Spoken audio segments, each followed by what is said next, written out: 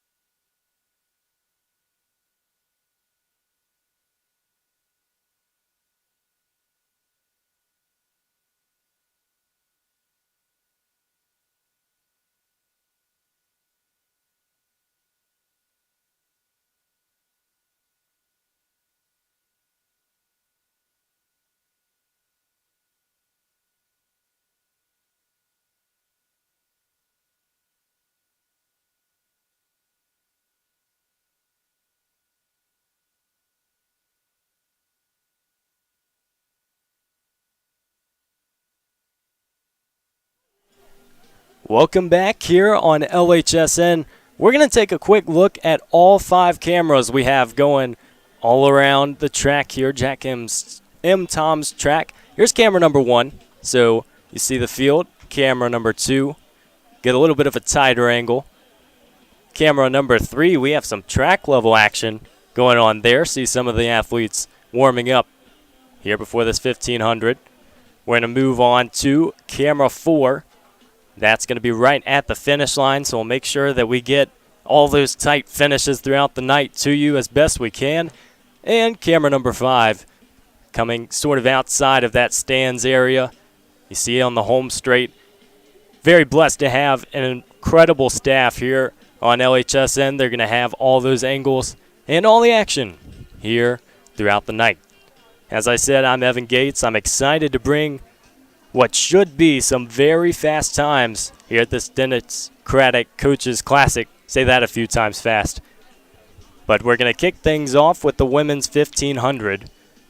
Bit of an unconventional meet because we're going to have the mile as well. That's not something that's typically ran on an outdoor track in college, but we'll have both coming your way. We know that in the mile, both the women and the men's, we're trying to break some pretty big barriers, obviously sub-4 in the men's, but this is a women's side that will also have some very quick times, so can't wait to bring that to you. We're going to go ahead and prepare for Heat 1 of 4 for this women's 1500. Bit of rain was in the forecast earlier. It looks like we're going to be all right. It's 74 at the moment. Feels a lot muggier than that down on the track. Obviously, that'll heat things up a few degrees. We have all divisions represented at this meet. Some D1 schools, Division II from West Virginia, have a couple of schools, and as well, Division III. We know it is D3 week. It's something that is very exciting to be able to really dive deep into what makes D3 so special. And we know, being in the Commonwealth of Virginia, there is no shortage of schools in the area, so extremely excited. And the words of Division III, this week is a positive opportunity for all individuals associated with a Division III institution to observe and celebrate the impact that athletics and student athletes have on campus and in the surrounding community. So pretty special stuff. We're getting ready for Heat number 1 as the athletes are on the track. We'll get that lineup to you right now. 15 women in this first section. And as we know, the 1500 will start on the opposite side of the track, so you get a straightaway to get out, to get your position. That's something that milers don't have the luxury of doing, so it's always a little nice to be able to make that move early on. Or if you want to wait and maybe have a lap 3 or lap 4 kick, certainly have the opportunity to do so. As we see that lineup on the other side, it's going to be Ainsley Edwards, who is running unattached, Hannah Werner of the Pacers, Zoe Dunlap of Roanoke, Reagan O'Quinn of UNC Greensboro, Bella Manfrey of UNC Greensboro, Liz Morgan of Southern Virginia, Savannah Hardman of Davis and Elkins, Ella Hessen of Davis and Elkins, Adia Vera of Washington and Lee, Chloe Littleman of Davis and Elkins, Emma Mitchell of Washington and Lee, Rebecca Brown of Liberty, Grace Pippin of Mary Washington, Eliza Dana of Christopher Newport, and Layla James of Alderson Broadus, as we kick things off with the Dennis Craddock Coaches Classic. The 1500, the first event of the evening. We have all the action for you throughout the meet, both today and tomorrow. Very quickly, it's Ainsley Edwards out in front. The 15 is always interesting because, as you will see throughout all the events today, there's so much strategy that's employed, and different coaches are going to take things in different perspectives. But the athletes who can get out and hold it make it just that much more impressive, something that we might see in a few of these heats today. Edwards is going to come through the 400 right around 112, 113.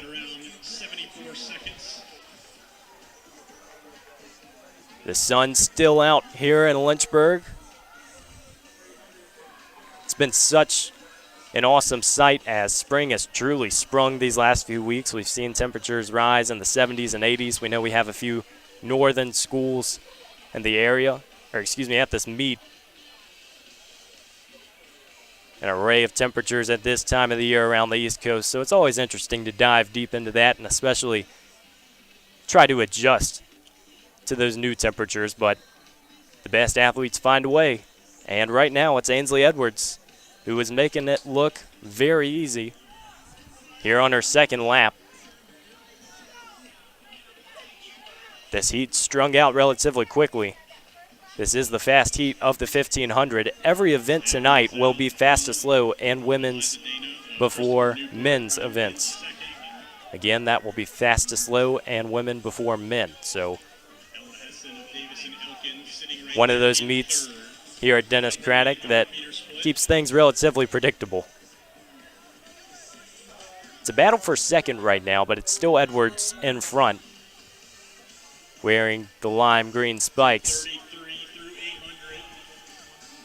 If you weren't with us here for the intro, it is Code Red Night for the track team at Lynchburg, and basically each sports team throughout the year gets a Code Red Night, which means it's a home event or match or game where every other sports team comes out and attends to support some of their fellow athletes, and it's always an exciting atmosphere. But even later, we're going to have Pack the Track, which means there will be people sitting on the outside lanes of the track to support the Hornets squad.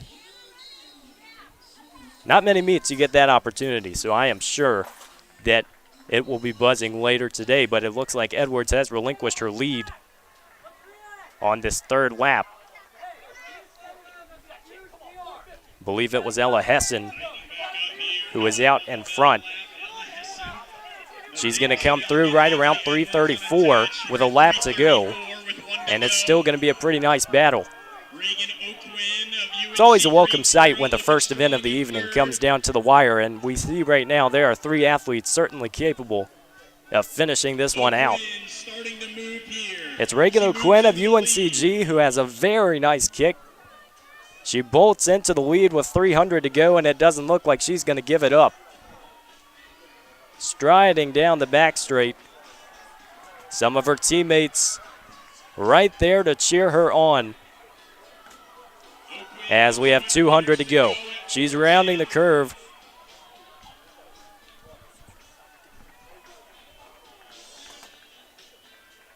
And with 150 left, it's going to be, once again, a battle for second, but it looks like O'Quinn will have this one wrapped up. The question will be, how fast can she do it?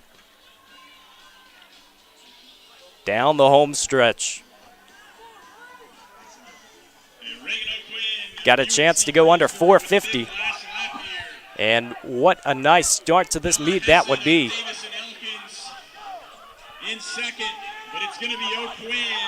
O'Quinn will finish right around 449. That's going to be tight for second. We'll wait to have that for you. Reagan O'Quinn, 448.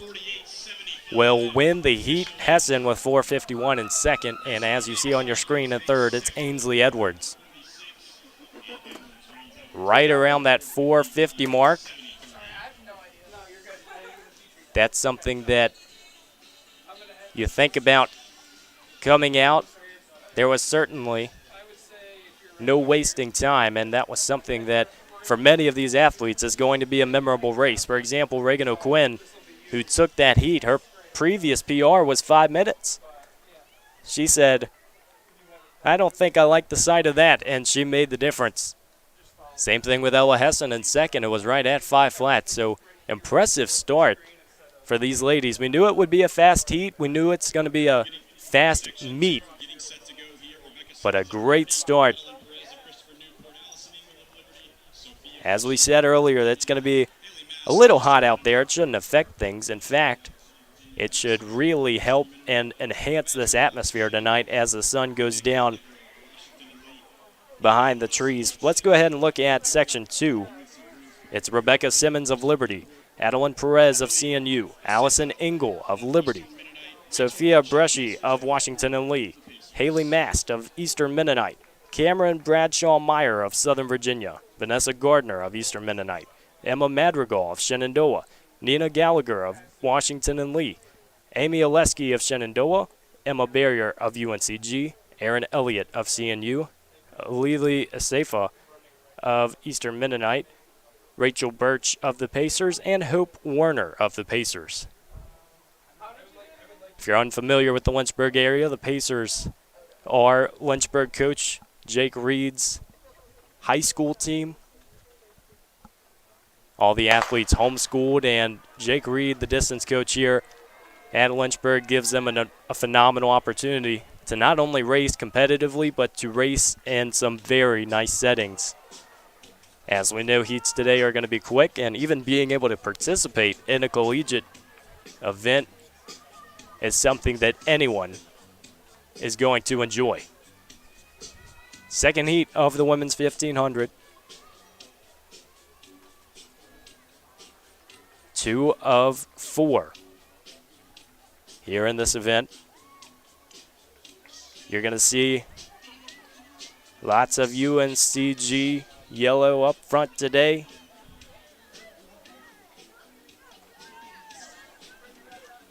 And it's Emma Barrier with the lead early on, but it's a nice pack. Little different than what we saw in that last heat as they begin this one. Emma Barrier of UNC Greensboro leading him through here early. Just past the 300-meter mark. If you're just joining us, welcome here on the Lynchburg Hornets Sports Network. We have a full night of action here in NCAA track and field. Some very fast competition, and to be able to host the teams and the athletes that we are tonight, it's something that you have to take advantage of. You don't know how many bites of the apple you get in track and field, so you have to take advantage of every opportunity you get. Athletes certainly doing so in the early going.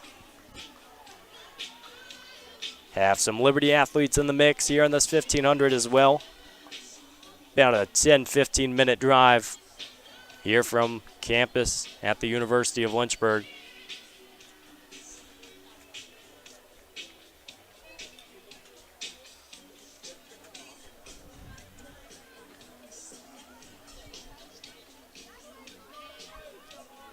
It's Allison Engel leading the pack. It's stretched out a little bit more from the last lap. That's understandable here of a 1500.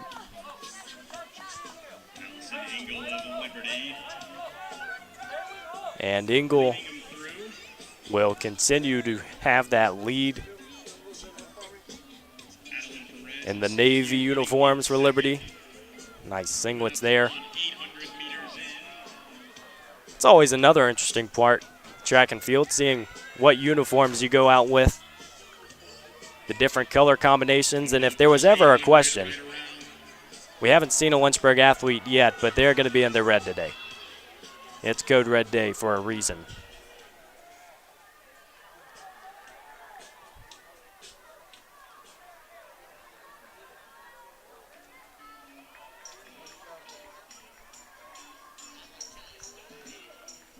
Shadows playing a little bit of a role here at this part of the meet. As we said, the sun will set a little bit later. The lights will help illuminate the atmosphere, but right now at the Westover dorms on the other side of the track, you're going to be battling it a little bit. Might not have as much of an impact as other sports, but it still can have a little bit of an impact. As Engel is in second now, Liberty's Rebecca Simmons is in first. And it actually goes 1, 2, 3 as Adeline Perez has moved into second. Who will have the move in the fourth lap will be the question. But right now it's Simmons with a few steps. Bell lap.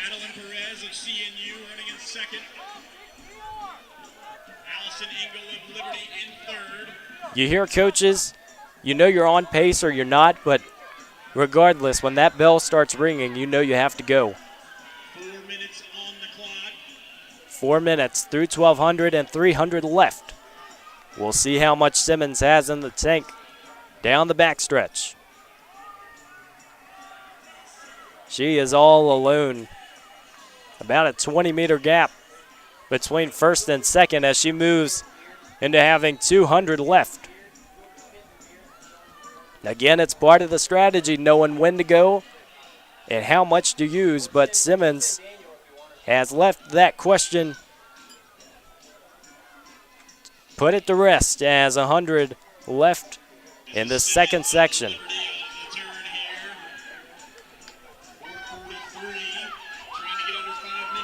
She will have a chance for under 5. It looks like she's going to get it, but it's going to be pretty tight. She sees the clock. She's going for it. Arms moving, and through the line, it looks like she will get it. Solid effort from Rebecca Simmons. A 5:08 PR previously. Once again, another very solid effort. You're going to have to earn it if you win a heat tonight. As that remains true really for any track and field meet, but when you know the best are going to be out, the stars are going to be shining, it's always exciting to go out and get your chance. Section 3 of 4 coming your way. It's Mackenzie Plowman of Shenandoah, Kate Barnes of Washington and Lee, Haley Sykes of UVA Wise, Michelle Gladys of Meredith, Lauren Brown of Roanoke, Ashley Pemberton of Meredith, Sarah Kinka of Christopher Newport, Jessica Buckwater of EMU, Alyssa Epperson of Mary Baldwin, Catherine Oilier of Longwood, Sarah Fuentes of Randolph, Megan Wimmer of Bridgewater, Alili Ramos Garcia of Patrick and Henry, Kylie White of the Pacers, Isabella Mullins of UVA Wise, and Ariana Holise of Ferrum. Section 3 of 4. As you see on your screen, the results from the previous race at Simmons in first. Haley Mast was second from Eastern Mennonite. And Adeline Perez in third. Gunfires for the third section. We've got the men coming to you right after. Once again, you see that new camera angle we have here on LHSN. It's very solid to be able to see those athletes a little up close and personal here on this first lap. Megan Wimmer of Bridgewater, Haley Ramos Garcia, Patrick and Henry, Kylie White of the Pacers, Isabella Mullins of UVA Wise, Ariana Hollis of Ferrum.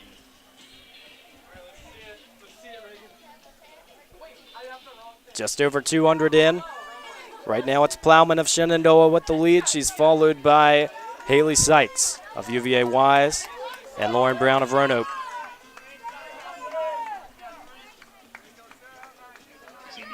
Stretched out in a line early on, got the train going through 300. So you said the conditions are close to optimal. I mean, it depends on your preference because we know there are some distance athletes out there who would prefer the temperature to be south of 50 or 40, but today about 74 and sunny. Sun will go down for the conclusion of night one, but we have so much action left.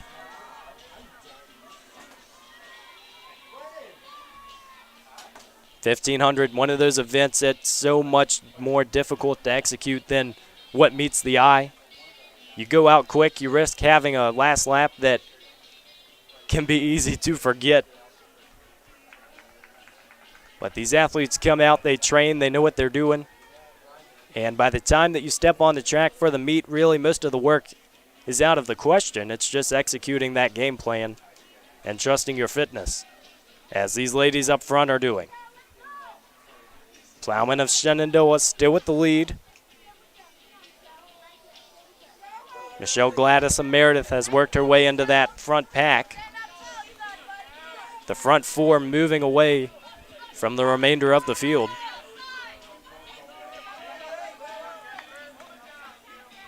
Another interesting perk of the 1,500 is not necessarily knowing your 800 split until you're on that third lap, because by the time you really know that true pace or you have a pace that is easier to recognize, you're almost already in kick mode. And these athletes are very, very solid at just being able to go into another gear. Who will do it first, though, in this third section? Plowman still in the lead by inches, as you see on your screen. But Haley Sykes is going to make her work. Celebrating D3 week with you. But obviously, we are extremely fortunate to have schools from every division represented in this meet. We'll have a little bit more on that later, as you'll see some athletes from different schools sprinkled in these other heats. Some fast times already in this 1500. You cannot really begin to predict what's going to go down in those miles later on. We know that there are athletes who have competed on a national level. But it's going to be about 3:53 as the three athletes move through the line and the bell rings.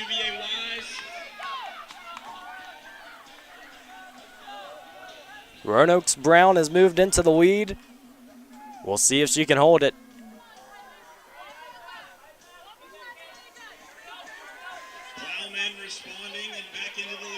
How about that from Plowman, who moves back in front? If she can hold on to this one, that's a strategy that is certainly one that if you're a coach, you're trying to get other people to model, because she had the lead early on, was able to really just hold on and wait. And then when the athletes started making that response, Plowman made her move, but she's going to have to hold it for 200. Right around 4:39, 4:40, she came through the 200 mark.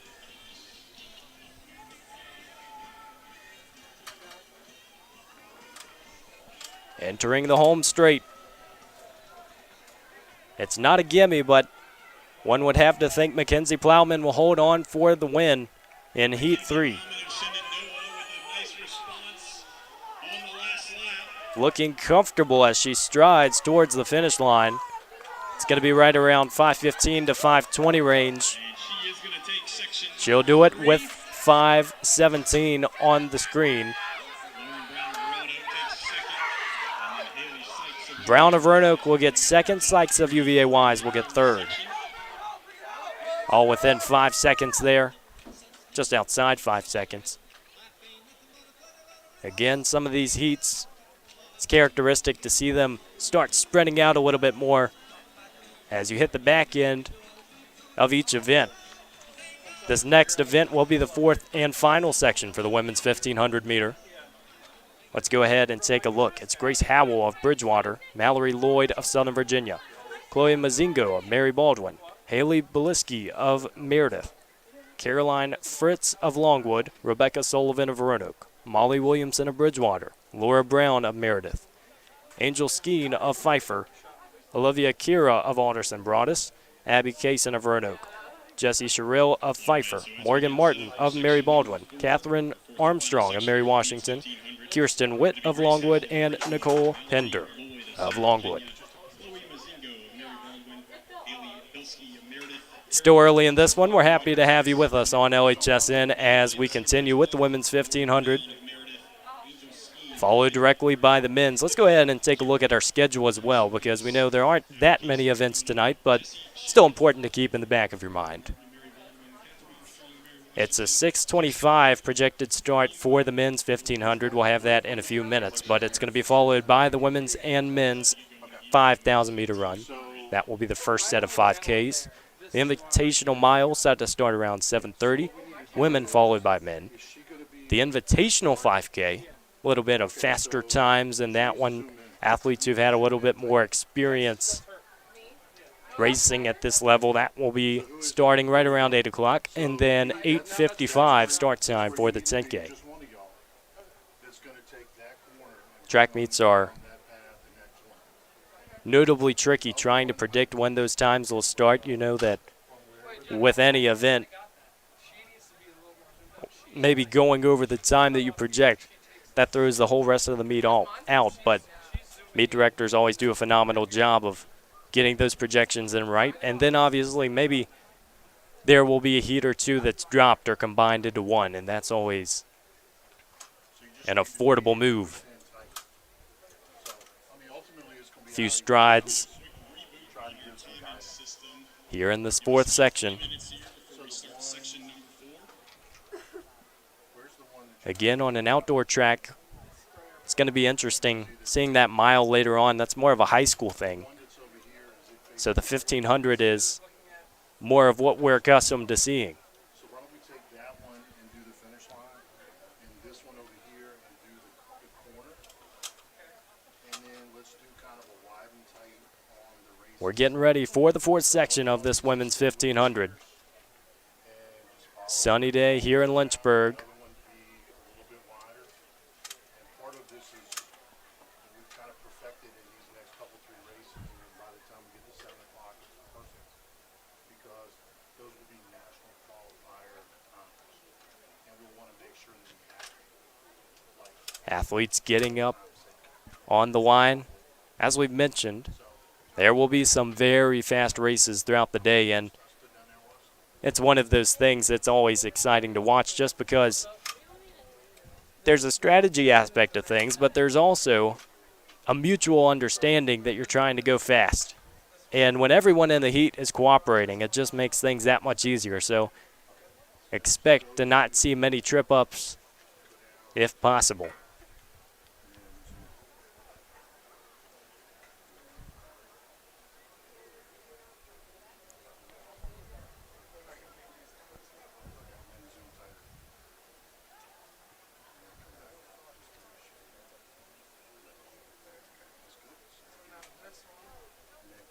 So you're going to try to pick them up at the corner.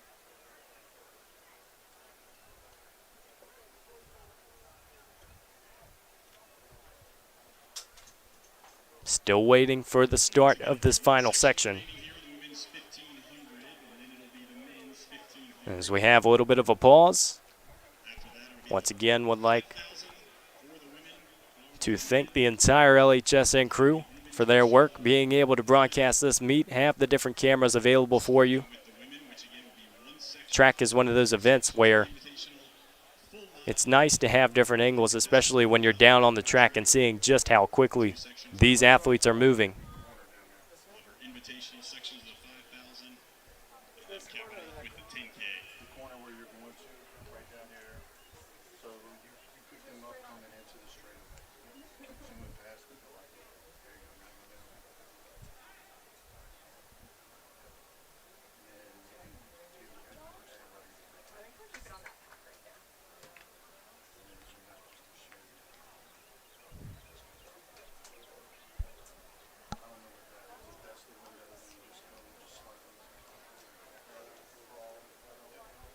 So she takes it to a point. I got, this is camera 2. That's camera 1. So she can you zoom in even more?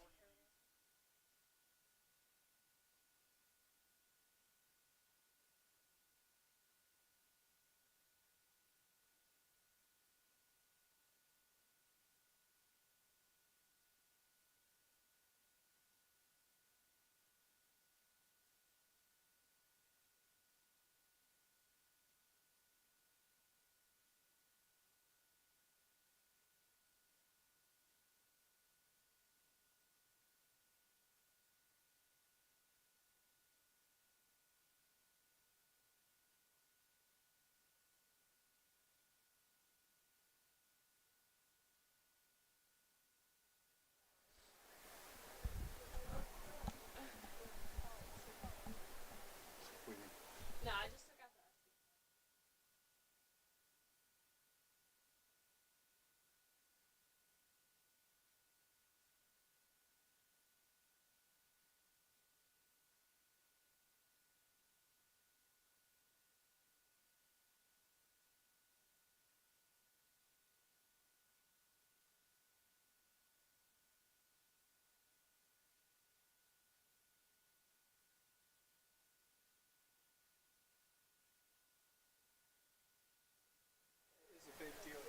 Again, here on LHSN, still waiting. There's a bit of a pause in the action, but when this heat, the final heat of the women's 1500, gets kicked off, we'll be right back with you with all the action here on LHSN.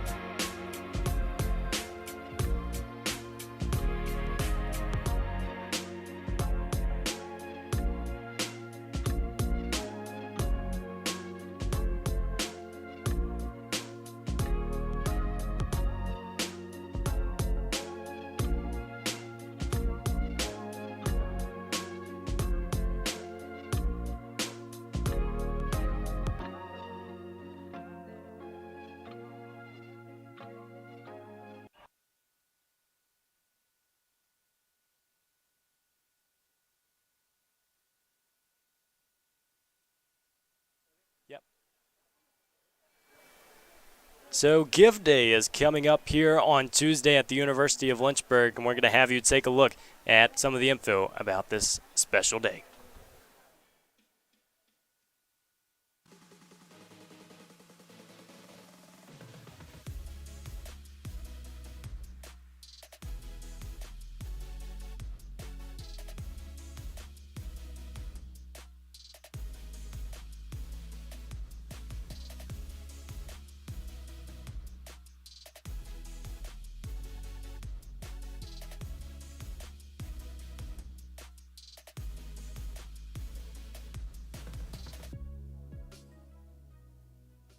At University of Lynchburg. At the University of Lynchburg. At the University of Lynchburg, our athletic teams strive for excellence on the field and in the classroom.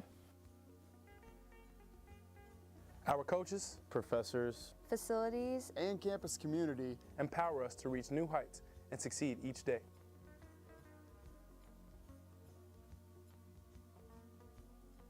At Lynchburg, our championship DNA has evolved through sacrifice, passion, and commitment of those that have come before us.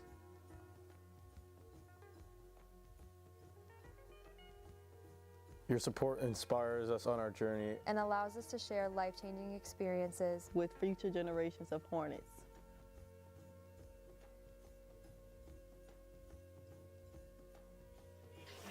We're back right with you here on LHSN as the fourth and final section has gone underway, and right away it's the Lancers of Longwood out in front. Looks like Kirsten Witt has the lead, and Nicole Pender's in second. They came through right about 60. Obviously that's the 300 mark, not the 400, not to confuse you. But a very solid start. They got out, and they are making a very efficient move on the rest of the field. As our PA announcer said, about 79 seconds to kick off that first lap. Sun still shining right over those Westover dorms as you see on your screen. So almost the entire backstretch is in the shade at the moment. By the end of the night, that will not be a problem. It seems that after a March and April in Virginia, you've seen just about everything the weather can throw at you. As we know, we've seen days that have been in the low 30s. We've seen days as high as 85. And with your support, we hope to achieve. Talk about bringing the heat as these Lancers are looking very smooth here through the second lap.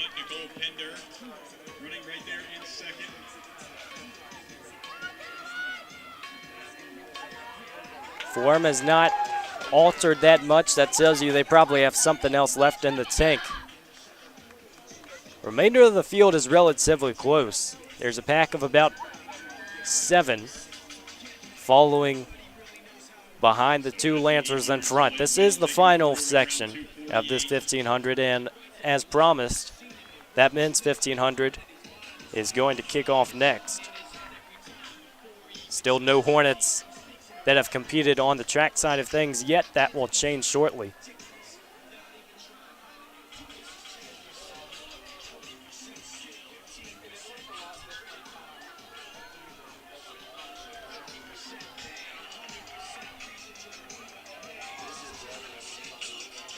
We'll wait to start introducing that field, but there are a few Hornets that will be in that first section of the men's 15 coming up.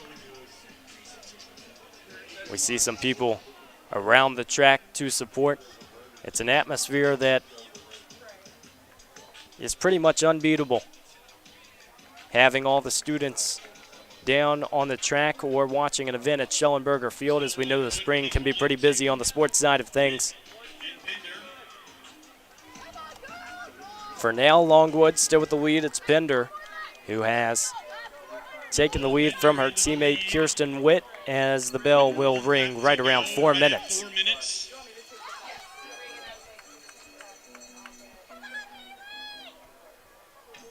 When you're out running alone or running with one person, it's so much more important to trust that training and know what pace you're running, because even trying to guess that pace can be a bit of a difficulty at some times, but the best athletes find ways to rely on that experience, and when it's crunch time, they find a way to move their legs and deliver. Form is such an important aspect of running, but it's often overlooked. You look at the professionals at the Olympics, you think about the efficiency you're seeing. Well, they had to learn it just like everyone in this meet. And those who do the little things tend to find success. Inside the final 200, it's going to be a chance to go under 5:30 in this 1500. For Nicole Pender. She's moving with 100 to go. Some of her teammates on the infield cheering her on, and she is picking things up. Inside the final 50, it's still going to be Kirsten Witt following in second, but Pender will have about 5:23 for a solid finish here in this final section. 5:23.07.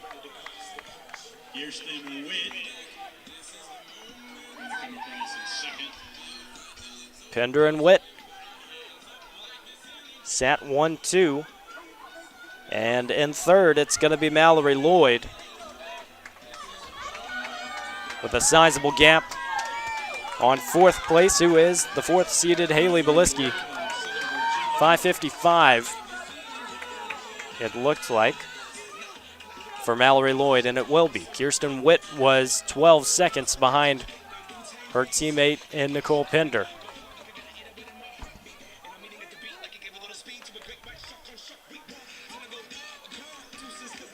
Halfway through these 1500s, as the women's side continues to finish. The men will also have 4 sections.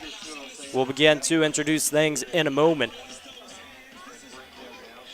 For all information about results, meet schedule, or this meet in general, being the Dennis Craddock Coaches Classic, you can visit Blue Ridge Timing. As you see on your screen, they are bringing all the results to the viewer screens. We're extremely fortunate to have them helping with the meets here on campus throughout the season. Let's go ahead and begin with the men's 1500 meter run.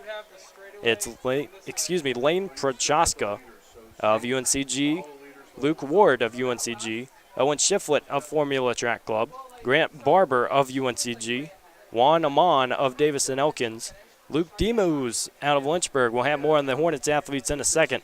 Sam Sager of Longwood, Dominic Conroy running unattached from Liberty, Daniel Miller of Lynchburg, obviously known by Danny, by all his teammates, and very nice presence to have on this team. Martin Lucas of Davison Elkins, Josh Fretwell running unattached, Tanner Baker of Lynchburg, Justin Park of Lynchburg, 2 of the freshmen that have contributed throughout this season, Charlie Bennett of UNCG, and Andrew Hamilton of UNCG. 15 runners wrap up this first section. Luke Demos running in this heat. He is the ODAC Athlete of the Week on the runner side of things. The freshman ran a 1:55 in the 800. He has shown so much promise, and from an energy standpoint as well, just continues to deliver for this team, who brought in an extremely large freshman class. Danny Miller, a junior out of Greencastle, Pennsylvania. Tanner Baker and Justin Park, as we said, freshmen.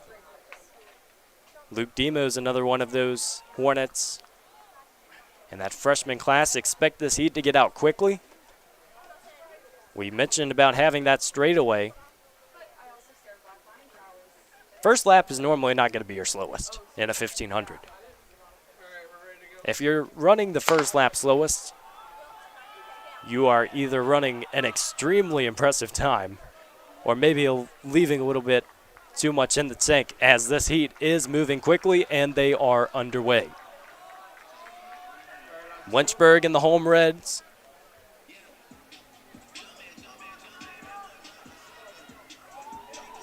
Again, you have in a 1500, your splits are a little bit different. Looks like someone went down on the curve. It's outside the first 100 meters. That's a bit of an unfortunate event from UNCG, but right now it's Prochaska up in front. It was Charlie Bennett who went down for UNCG.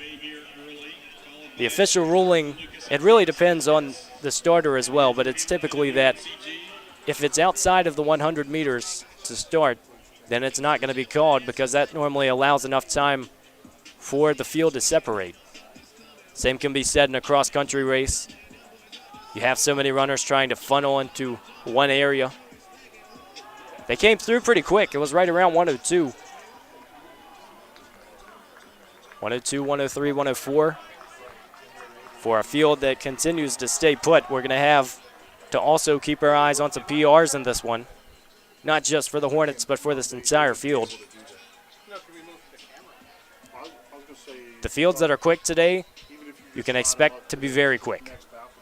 And that is, when you have a meet like this, you know everyone is going to try to go with the field. Lots of yellow and red. That's the Spartans and the Hornets. Prochaska still has the lead. Excuse me, that will be Grant Barber who has the lead now. So many Spartans in this field. That's something that if you get to run with your teammates, you have to take advantage of because you've seen them in practice. You know a little bit more of what to expect. 211 through 800. Obviously, that would put things right around 420 if it were a mile. A chance to go under 4 in the 15. Lots of athletes seated right around 403 to 410 range. Who will have the kick today at Section 1 of the men's 1500? And things are stringing out a little bit more. How about the ODAC Athlete of the Week, Luke Demos? He's trying to get into that lead.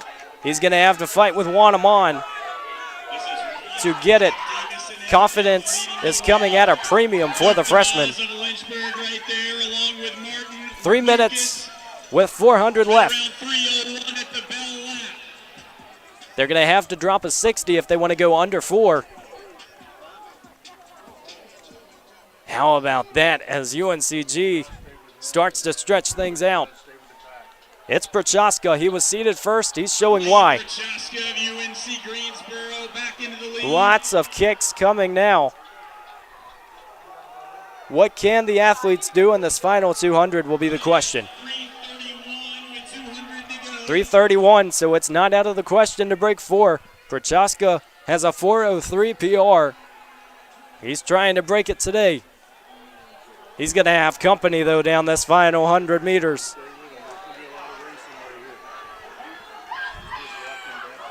And Prochaska had the lead, but you can forget it. It's Martin Lucas of Davis and Elkins. We haven't talked about him the entire heat. But he comes with the kick in the final 100 meters. We see a lot of Hornets getting around 4:06. We're going to have to keep our eyes on the PRs. We know that many of them seated right around 4:05, 4:06. Martin Lucas finished with a 4:03. Prochaska and Hamilton go for second and third. Tanner Baker at a 4:05, 66. That's good for a PR for the young freshman. Danny Miller with a 4:06. Luke Demos with a 4:06, as you see on your screen. It's going to come down to decimal points as to whether Miller gets a PR or not. Luke Demos, another solid performance. The Hornets staying true to the expectation, but it was a very, very big day for Tanner Baker. How about the performance as well from Martin Lucas of Davis and Elkins? He takes heat number 1. Impressive stuff as we move on to the second section. It's going to be competitive all day long. How about the performance as well from Justin Park of the Hornets? We haven't seen a whole lot of races from him on the season, but he's continued to really expand what he's capable of running. He's maybe more of that mile 800 runner. Obviously, that translates to the 15 in outdoor.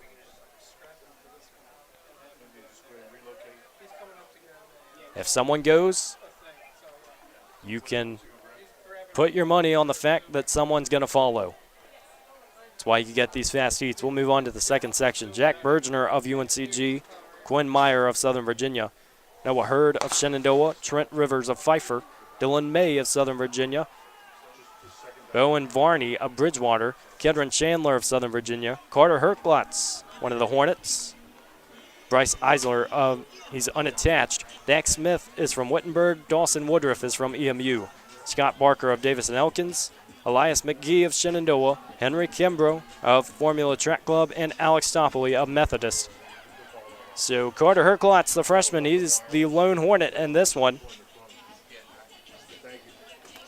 Dylan May and Kedron Chandler, they're Southern Virginia teammates, but they're also fellow Perry McClure grads, one of the local high schools. Always interesting to see that. To run with your teammates as long as you can is one of the ultimate prizes of distance running. Really anything in any sport, for that matter.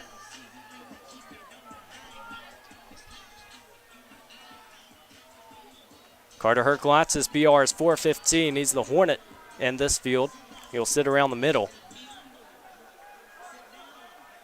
This heat thing string out a little bit earlier than the previous. But as we saw in that last 100 meters of the first race, Martin Lucas with a very impressive 100-meter finish. It's difficult to tell from the first couple of laps.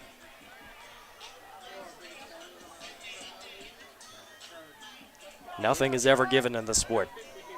Something that spectators love to continue watching.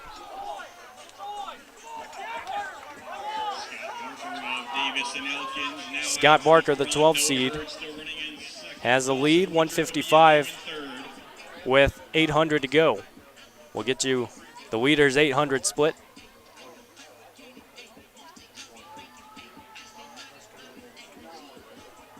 In a race like this, when you know the pace is going out quick, you have to commit, and it's just a question of whether you have your stuff or not. It was right around 213 through 800.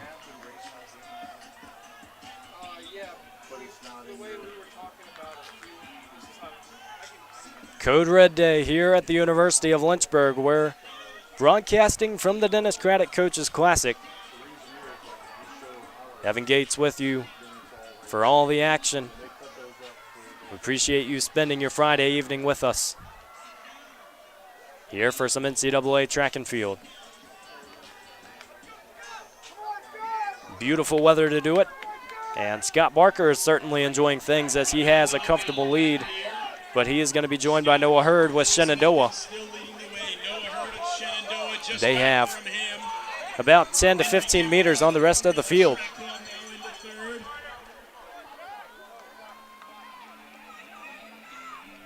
Barker's going to have to work for it. Again, you can only judge so much from form, but we've seen so many finishes throughout track meets where you can't really judge from the physical side of things. You just don't know what tactics will be employed. But right now, it's Noah Hurd who is trying to put the question to rest. 200 to go. He's going to have a slight lead on Barker.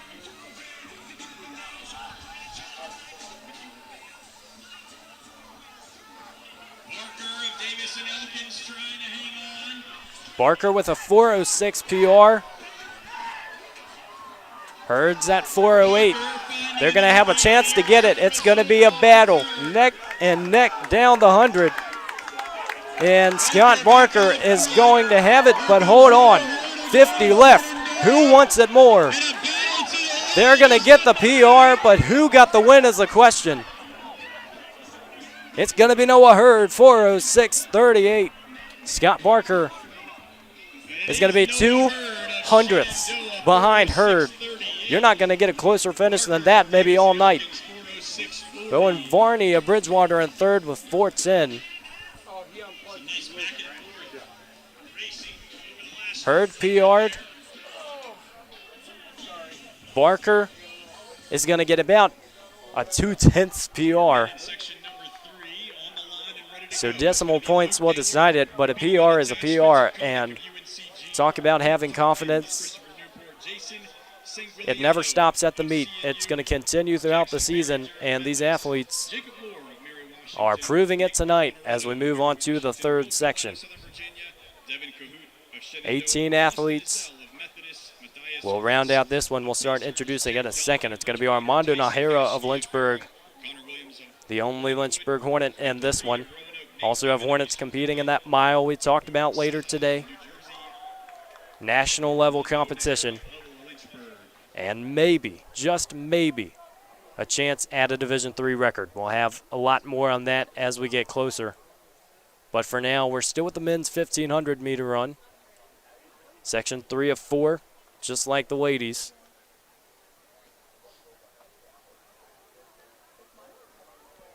Common theme of these races. We've seen a kick that has been required to take the heat, making for some really cinematic finishes. Starter's arm up in the air. Fires were underway with Heat 3. Luke Gaylor is running unattached. Spencer Connick from UNCG. Luke Tompkins of CNU. Jason Sanguliano of CNU. Jackson Berger of Methodist. Jacob Lohr of Mary Washington. Nick Honorado of Mary Washington. Will Collett of Southern Virginia. Devin Cahout of Shenandoah. Austin Ezel of Methodist. Matthias Grutz of Pacers. As we've talked about, that is Jake Reed's club. Matthias Grutz. Jack Donovan of Bridgewater. Tyson Gotchi of Ferrum. Connor Williams of Longwood. Franklin Reed of Roanoke. Nate Lehman of EMU. Topu Saha of New Jersey City. And Armando Nahara rounds out the heat. 350 for this 18-man heat.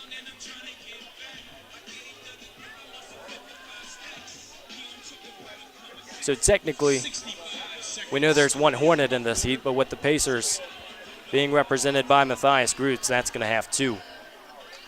And the leaders will have interesting decisions to make leading into the curve, because you don't want to be running in lane 2 for longer than you need to.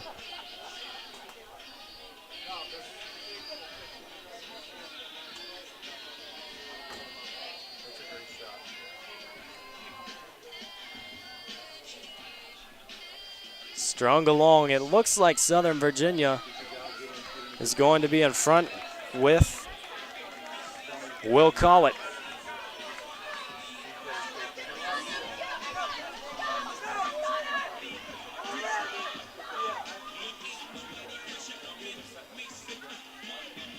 We'll wait for the 800 split. Track will get a little bit busier as the night goes on. Obviously, some action going tomorrow as well. More on the sprint side of things. 800-meter split at 2:13. PA announcer says it's 2:13 through 800.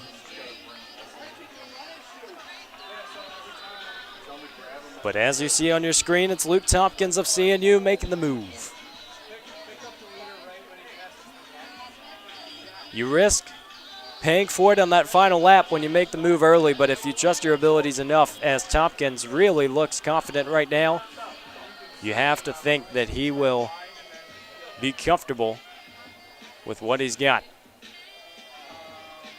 Moving into the backstretch.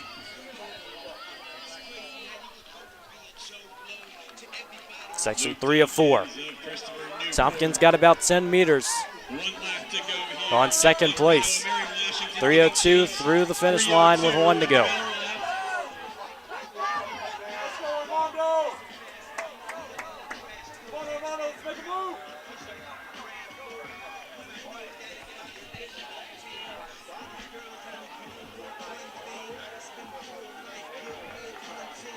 Luke Tompkins of Christopher Newport. Nick Honorado of Mary Washington. Tompkins and Honorado are going to have to decide who wants it more as they enter the turn with 200 to go. Honorado makes his move. What will Tompkins do in response?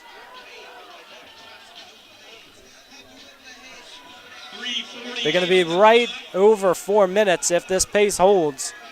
But Honorado is having things going his way. Now to Mary Washington. He's going to hold on for the victory. Tompkins right behind him in second. 4:05 for Nick Honorado. Again, it doesn't always pay to make that move early. Certainly shows where these athletes' minds are at. Tompkins in second, Lohr in third, as you see on your screen.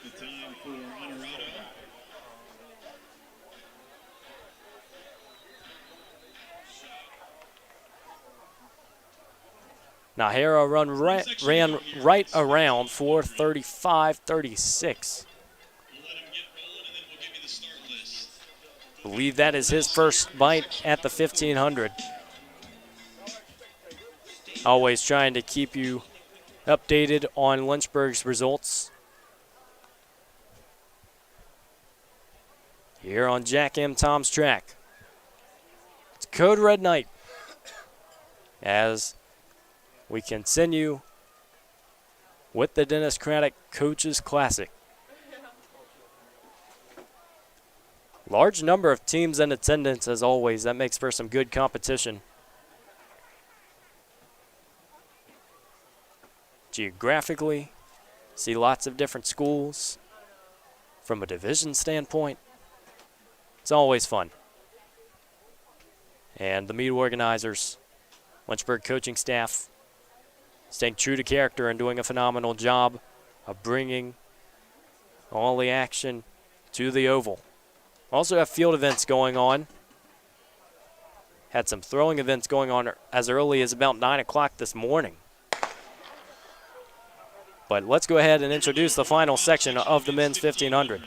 Austin Hodge is unattached as they get out. Nathan Lee from Shenandoah. Javier Rodon of Longwood. Ethan Pettyjohn of Longwood. Josh Mills of Ferrum. Jay Norton of the Pacers. Zachary Lamb of Longwood. Brendan Plogger of Mary Baldwin. Denelson Lopez of New Jersey City. Bryce Christian of Longwood. Richard Mast of the Pacers. Joel White of the Pacers. Ebenezer Knight of Bridgewater. Joseph Smith of Pfeiffer. Andrew Schaefer of Longwood. Luke Blair of Mary Washington. John Thompson of UVA Wise. Daniel Zierfoss from Roanoke. And Matthew Petke of the Pacers.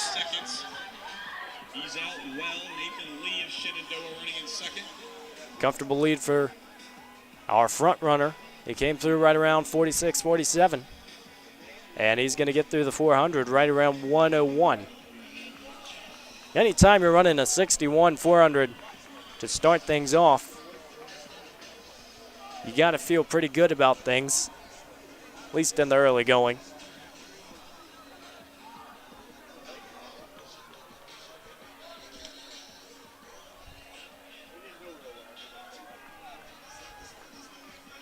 Spectators in the bleachers on the home side of things continuing to shield their eyes a little bit as the sun will stay in the sky a little bit longer. It's all UMW as Luke Blair has gotten out comfortably with 800 left, right around 152.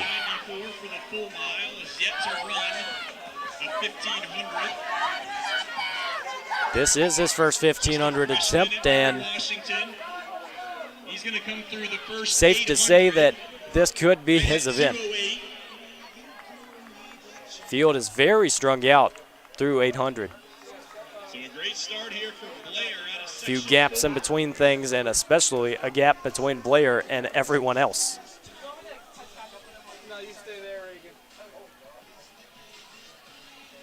The Eagles of Mary Washington represented right now by Luke Blair. We'll see how his form continues to shape up, but from the looks of things, it doesn't look like he plans on slowing down.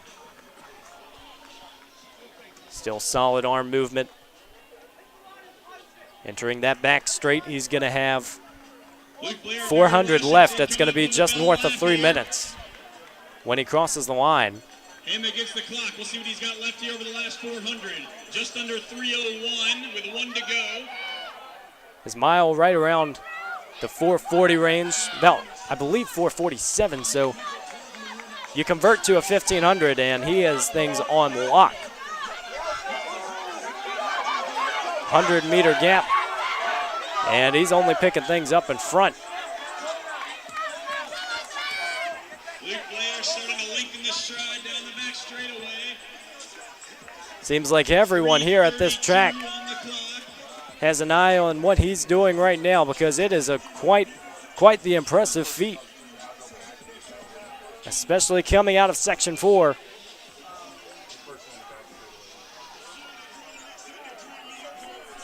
Our leader has 100 left.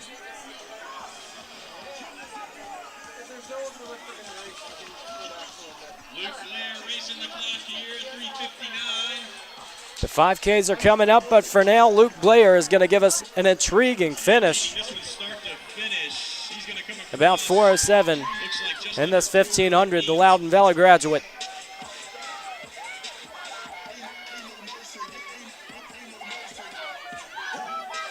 That's a good time, 4:07 and some change. 4:07.87.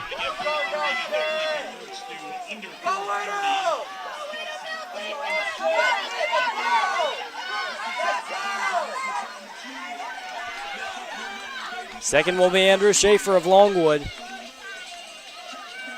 And Nathan Lee of Shenandoah in third. This is going to wrap things up in the men's 1500 as we prepare for the 5Ks. And maybe we can just start a little bit of anticipation for the miles coming later. It's been an intriguing start, though. We've seen a few nice finishes, a few dominant performances.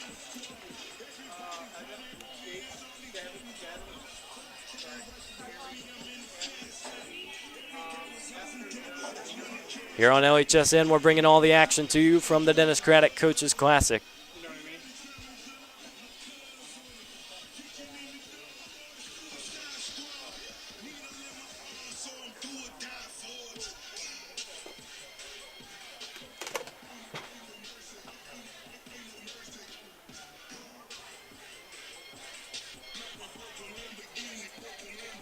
See the results on your screen. A few pacers in that heat as well.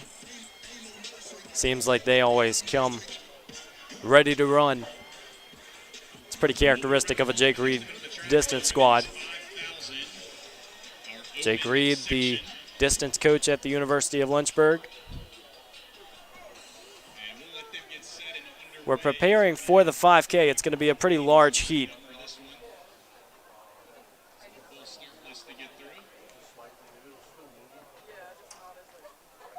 We'll have 31 athletes in this section. This is the women's 5,000 meter run. So if you're looking at the schedule, this is not the Invitational. That will come a little bit later after the mile events. The Invitational having some of those seeded times in there. You're going to see competition will be very stiff and very tight, and it'll be interesting to watch how those races unfold, because often, maybe in a race like that, you're going to see a few more moves early on, but you're also going to really commit to that pace. But the women's 5,000 meter run, let's go ahead and take a look at the 31 athlete field. It's Jessie Zeeland of Liberty, Kathy Werner of the Pacers, Grace Irvey of Liberty, Madison Hemingway of Liberty, Hannah Jo Ripple of Liberty, Jenna Weaver of Eastern Mennonite, Claire Garster of CNU, Lex McGrail of CNU. It's going to be Daisha Reed for the Pacers, Amethyst Joseph of Meredith, Reagan Robinson of Bridgewater, Michelle Valchich of CNU, Delaney Salisbury, one of the Hornets in this heat of Lynchburg, Libby Miles of CNU, Megan Westerman of Randolph, Allie Clarkson of Shenandoah, Callie Pratt of CNU, Lily Pareso of WNL, Isabella Saldo of Meredith, Julia Kapp of CNU, Julia Snow of Mary Washington, Kaylee Sykes of UVA-Wise, Jessica Oberlees of Mary Washington, Micah Wellborn of Pfeiffer, Lucy Unzicker of EMU, Caitlin Voss of Pfeiffer, Sarah Coach and Kachansky of Roanoke, apologies on that, Madeline Ryan on Roanoke, Susanna Price of Roanoke, Ashlyn Wyke of Meredith, and Kendra White of Mary Washington. 31 athletes. It's about right for a 5K. As you see, there will be 2 lines to start things.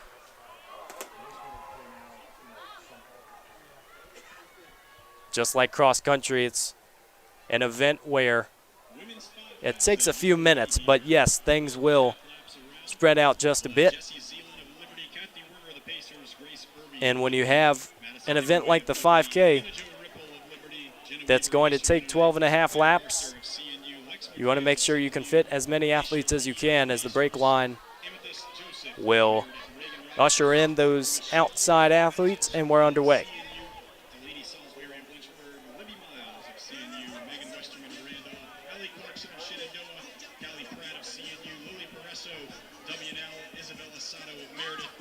Julia Kapp of CNU, Julia Snow of Mary Washington, Kaylee Sykes of UVA-Wise, Jessica Oberlees of Mary Washington.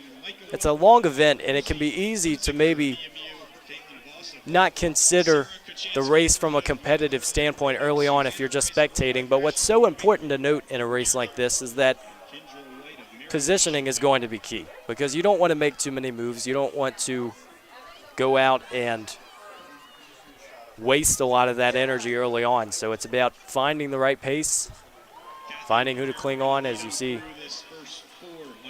Werner for the Pacers has the pace out.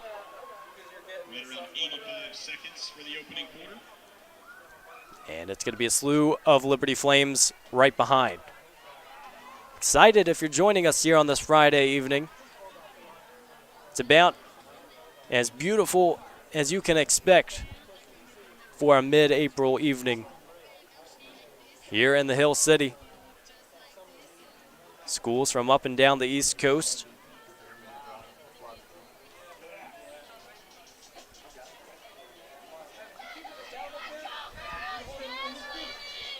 We have some really exciting races coming your way, and some more representation for the Lynchburg Hornets throughout the night and into tomorrow.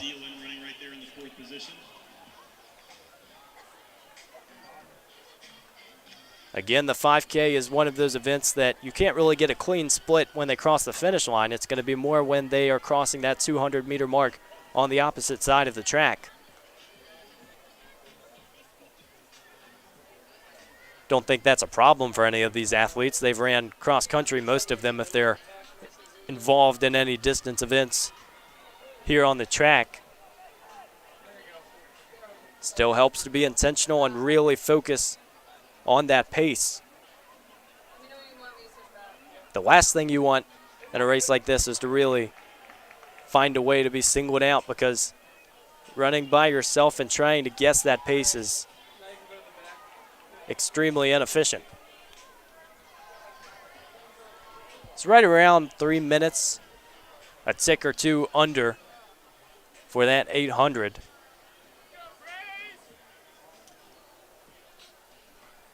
Again, the women's 5,000-meter run. Technically, this is the first section of 2, but that second section is going to have to wait till a little bit later, as we have that invitational 5K. Delaney Salisbury is running in this one for the Hornets. So coming through the first, a freshman on the squad that, as I've said, it has a very large freshman presence, and that's always something that can help boost the morale a bit, bring a new perspective, and refresh things just a little bit. shadows have moved around that first turn. So really, you're having about 150 to 200 meters of sun. And then you're down in the shade for the rest of this race. If you remember that Jack M. Tom's Invitational 3 weeks ago, we battled some rain. And that opening night brought an exciting steeplechase and 10K, two of the more extreme distance events. You talk about tactic, those are events that you can't just go out and run. It takes so much preparation, as does this 5K. Still Werner in front.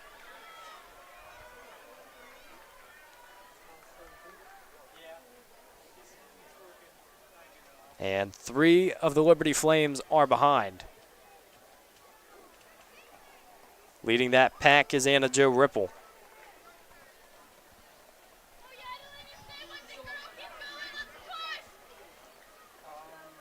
Maybe a little bit too early to call things, but again, committing to the pace, being able to find her stride,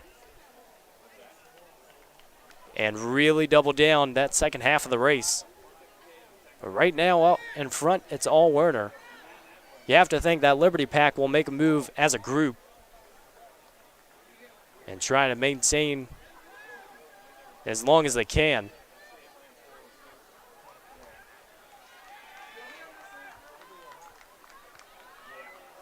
Kathy Werner coming up on the first 1,600.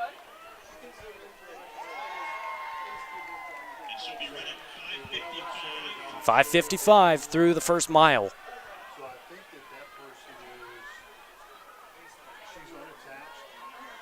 So it's going to be a little bit closer, a little under 19 if that pace sticks. It's going to be around 1840, 1850.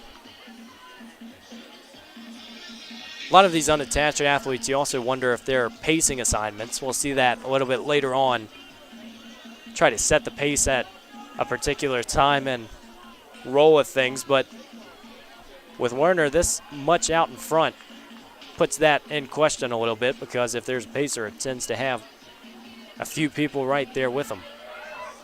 Flames still fighting strong. 5 people have really disconnected from the remainder of the field.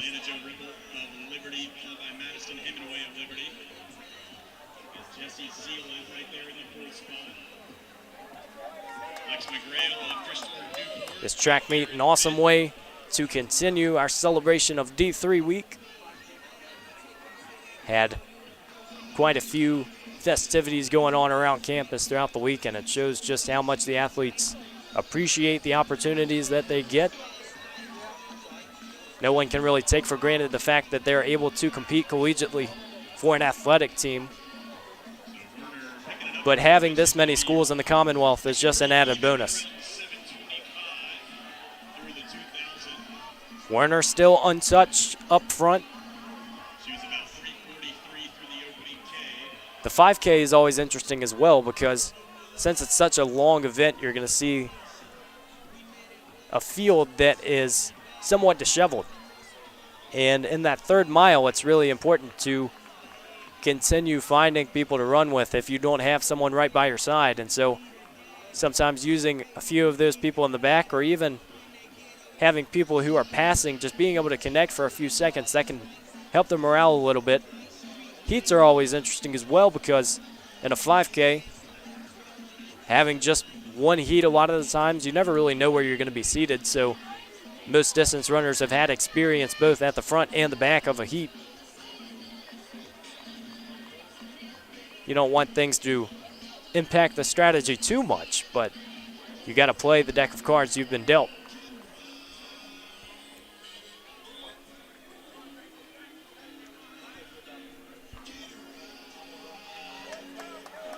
No significant moves here in this first half of the race. On your screen, it's Kathy Werner running unattached. Excuse me, she's running for the Pacers. One of the high school groups that has continued to impress, and just having the coaching staff that has helped them the entire way. We know Jake Reed plays a big role in that. Kathy Werner always out at practice helping things move along, helping some of these athletes, and it's not easy. It's a grind for anyone in the sport, but Werner is showing her fitness right now.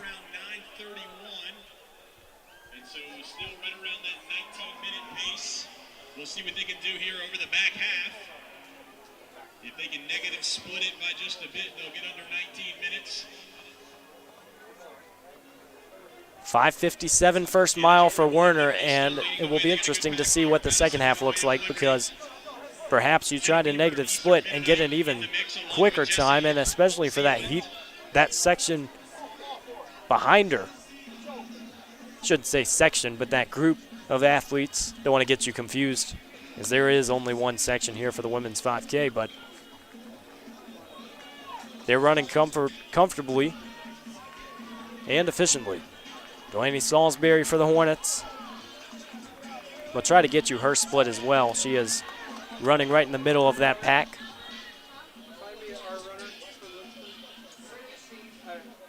I'm asking you.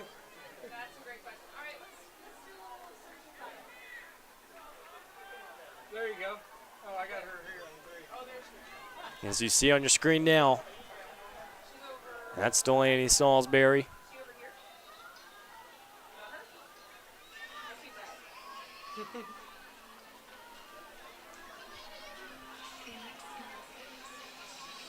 Salisbury impressive throughout the cross-country season as well. Freshman from Abingdon, Maryland. Graduate of Edgewood High School. So here we go with the 3K mark for Kathy Werner. 11:13. Werner 11:13 through 3K, so that means she's approaching the third mile, the end of the second. And the Flames are starting to pick things up a little bit as well.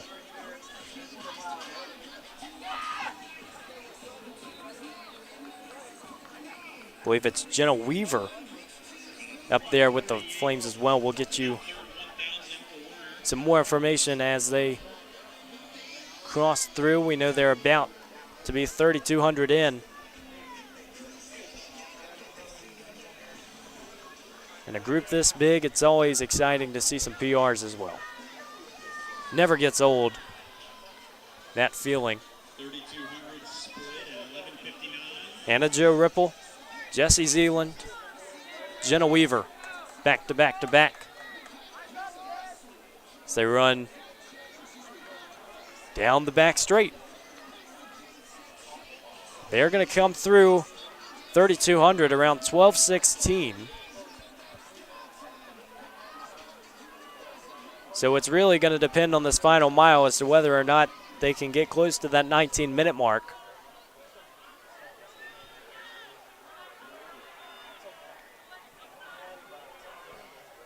Can't say it enough. We are very lucky here at LHSN to have some phenomenal camera work. Meet volunteers, coaches, athletes, spectators, you name it. The meet just wouldn't be the same without any of them. And what we are anticipating to be a special evening has shaped up very nicely as we've started.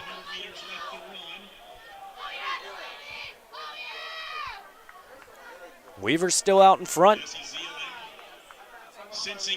There's a pack of 3 following for second. Again, it's going to be a little bit of a mess because you see there's so many athletes out there being 31 in the heat. So we will try to keep you as updated as we can. That's Kathy Werner on your screen. She's in the lead. Still running efficiently. She's had the lead from the gun. Field separated pretty quickly after that first 400. That's normally how the 5K works.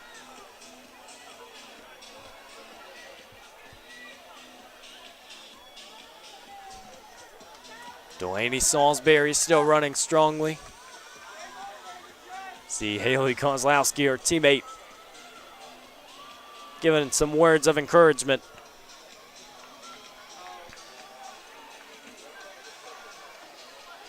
Depends on the athlete, but you say the right thing at the right time, you might get a pretty nice response from a pace standpoint, and especially just knowing when to go is something that's so vital as a distance runner. Sprint events tomorrow, a little bit of a different story. You just got to go. Trust that fitness. 14:32 as that second pack goes through. Werner still has about a 100-meter gap. It was a group of Ripple, Weaver, and Zeeland sitting behind Kathy Werner.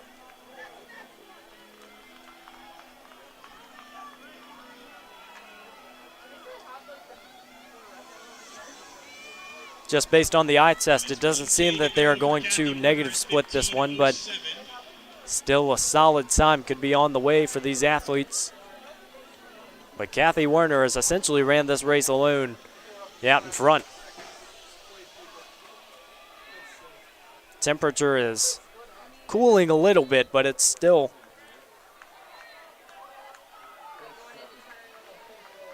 as good as you're going to get.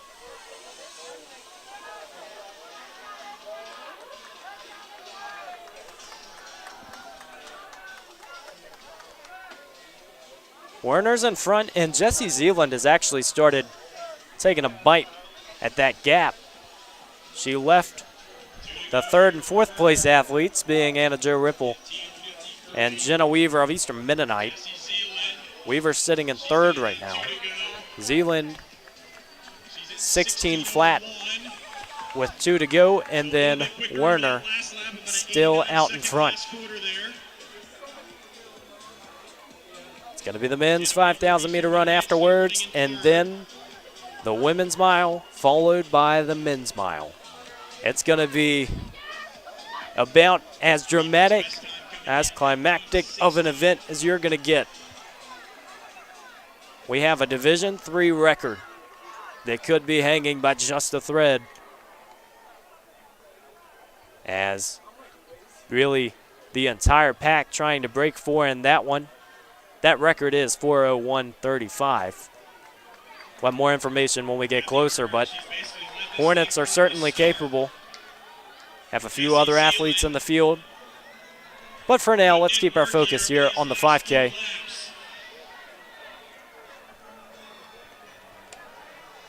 Getting closer and closer to that bell lap.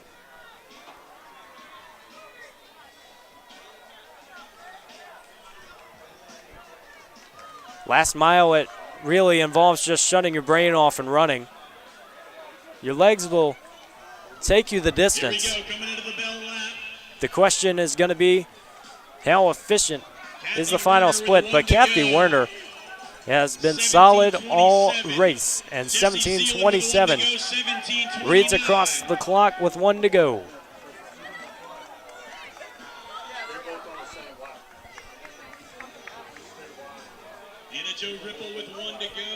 Anna Jo Ripple is right behind. But that's actually Jessie Zeeland, who's going to make things tight. Werner is led from the gun, but it could be a kick that makes things tight in the final 200. Zeeland is going, and Werner is trying to hold on with 200 left. We mentioned that she was getting a little bit closer, but now she is on the heels of Werner. It's go time in the women's 5,000. 1 seed and 2 seed. Working around the turn as they're going to have 100 to go, and it's going to be a battle. Zeeland is moving her arms a little bit quicker. Werner has a few steps. Has 50 meters left. Werner is looking strong as can be. Both athletes under 19 in a solid effort. 18:49 for Kathy Werner. Jesse Zeeland was within a second, 18:50. Her first time getting under 19 minutes there. A very solid effort. Anna Jo Ripple going to round out your top three. Anna Jo Ripple of Liberty in third. Jenna Weaver of Eastern Mennonite. That'll be a personal best for her as well. Werner got out and held it. She kept the lead, but by no means was it an easy finish. And as we said earlier in that race, you wonder maybe is it a pacing assignment, but she was really all alone. That finish might justify that claim because it was Jessie Zeeland who finished neck and neck with her. Delaney Salisbury is going to finish right around 19:38. Again, the only Hornet who was in the heat. Salisbury is a very solid PR. It was 2012 beforehand. And she will dip under 20.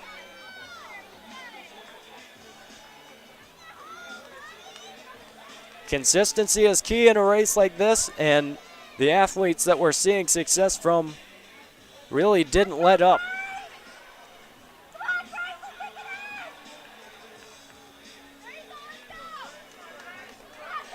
Bit of a storybook finish there as Werner had her hands full in the final lap. You could feel Jessie Zeeland inching closer, but it won't be enough.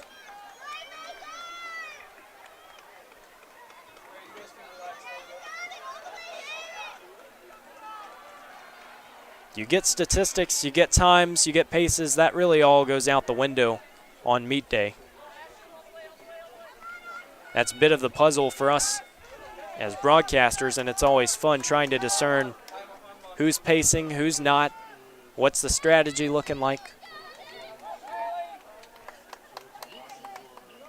We know that some of those events, like the 5K, the 10K, the steeple, you can't just go out and run your fastest. You got to know when to use it. Even the athletes who are running world-class, world record times go in with a pace set and a chance to commit to it. Stadium lights starting to brighten a bit. Down at Jack M. Tom's track, Evan Gates taking you through the action here on the campus of the University of Lynchburg. Great weekend to be around the area here in the Hill City.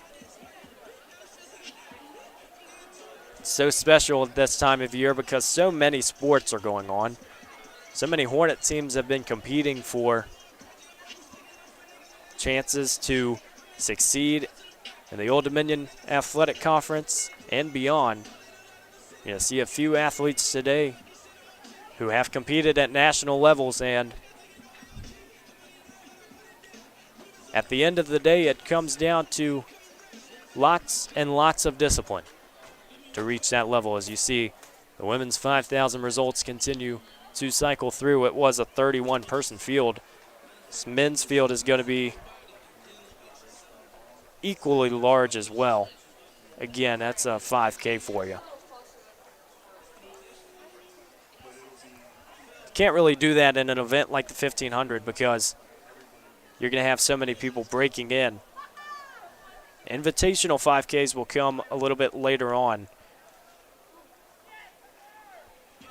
31 in the women's heat, and there will be 31 in the guys' heat, as we'll introduce them in a second. They're making their way onto the track. We want to make sure that everyone is recognized here in this Dennis Craddock Coaches Classic. One heat, but this is the open race, not the invitational race. If you're looking at your meet schedule, trying to figure out who was running what.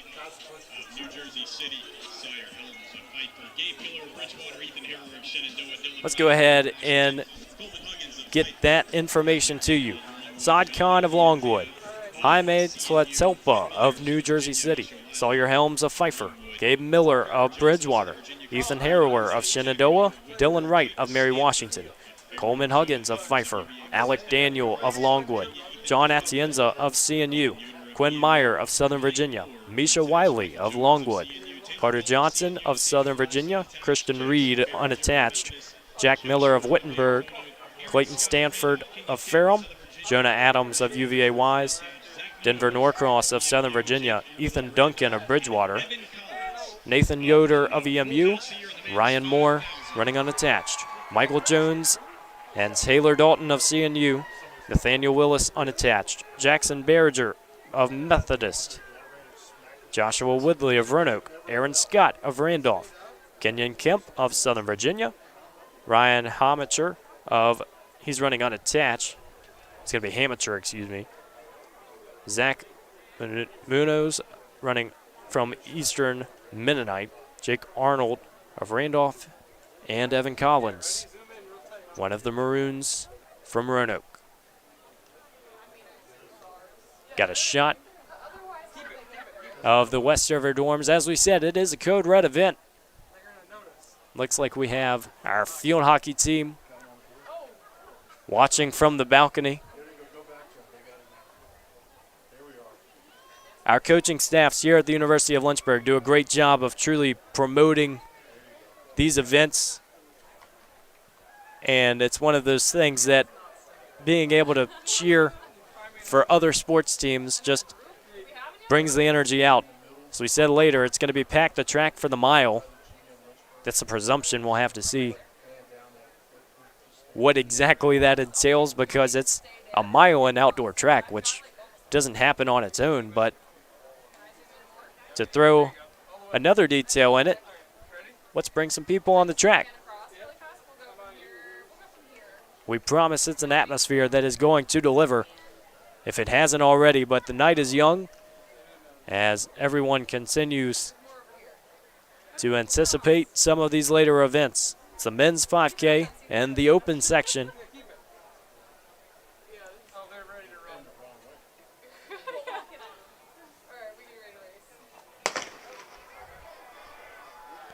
Underway. Lots of athletes will get out quick in that first 200 just to have that positioning that we talked about. You want to make sure you're getting out at the right time, having a solid start. 72 outside right now. That's about as good as it's going to get. And it's the 1 seed Saad Khan who leads things off.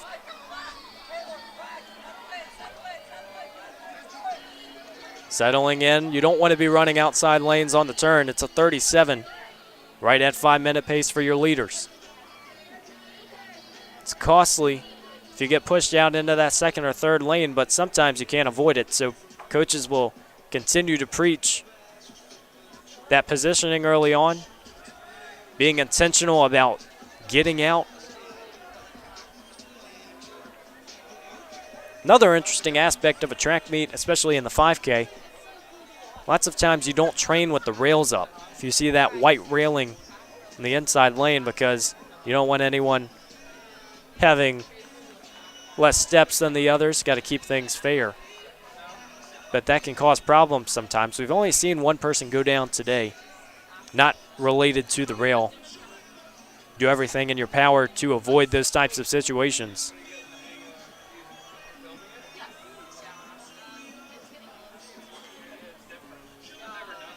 The atmosphere heating up, as is the men's 5K. It's Khan out in front. Looks like he's followed by Christian Reed, who is unattached, and Gabe Miller. Allegheny graduate sitting third.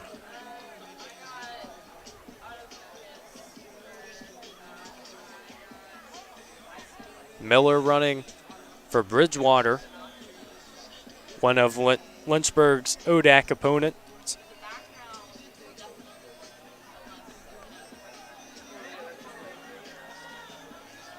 Conference that welcomed Averett this year. Competition seems to be stiff every year. But then you got other schools in the area, for example, CNU, who's competing today, Southern Virginia, who our yearly opponents tend to stay in the mix, and then some schools from out and about that we're very excited to have with us today.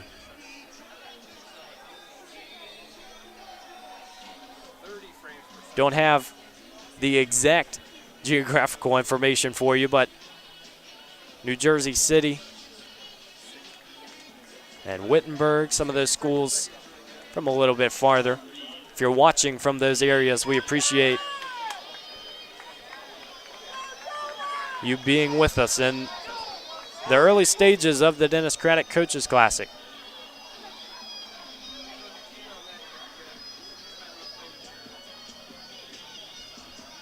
Ten laps to go as this field has stayed pretty close.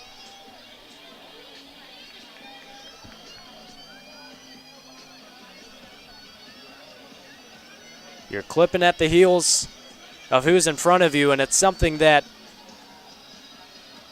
can become a problem, but you have to know when to make the move or when to just hang on. That's why you have coaches lining the track. Their jobs are certainly not defined by just one or two roles. There are so many parts of an event that you have to be aware of.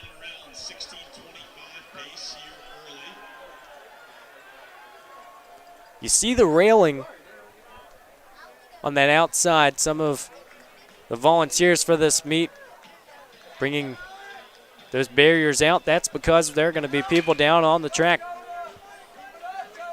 a little bit later on. Support right in your face. That's something you don't always get. A little bit of a night carnival type of feel for these distance events. You have the luxury of bringing people onto the track for events like this because, especially in a 5K, you're not waiting super long to use those outside lanes. You don't have to, as the field will move towards the rails. They're coming up on the mile mark. We're going to keep you updated on that. Code Red night for the track team. It's going to be an exciting senior day tomorrow. Some of these seniors' final events this weekend. It was about 5:15 through that first mile.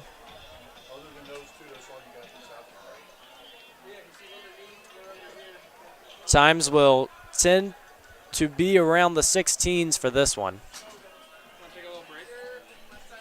We're going to take a quick break here in the men's 5K. We promise to be right back with more action from the Dennis Craddock Coaches Classic right here on LHSN.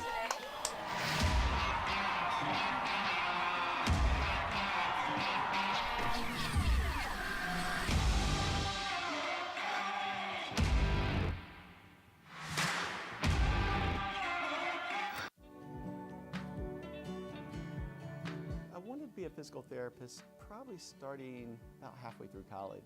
I love the concept that exercise is medicine. You know, we're starting to discover that exercise really can remedy many of the things that we thought that only surgery or only drugs could remedy in the past. When the student comes here, it's because we believe in them, it's because we want them here, it's because we believe they'll be successful. The faculty here are devoted to their development, not only academically but also professionally. We're not so inundated with things that we don't have time to make students one of our highest priorities. We have your back. We're gonna help you through that. If you're willing to work, then we're willing to put the work into it and the effort to help you succeed.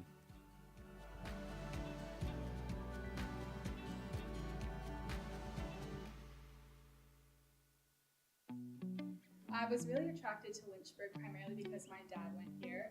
He is an alum, so I kind of had that close tie of being interested in this school, and the school had what I wanted to study. I knew I wanted to help people in the area of health and wellness, so the health promotion program was definitely a program that drew me in, and from day one I've been in love with it, and I wouldn't have chosen any different. I have never had better professors or teachers in my life, and I think here at the University of Lynchburg, the professors definitely care about their students, especially in the health promotion department. these professors want you to be educated, want you to have the experience, and just want you to feel confident going into your career path following your collegiate education. You just feel like you're cared for here and that you matter, and that no matter what, at the end of the day, you're going to be successful, and the people here really want to be here, and everyone has a purpose, and it's just a great environment to be in.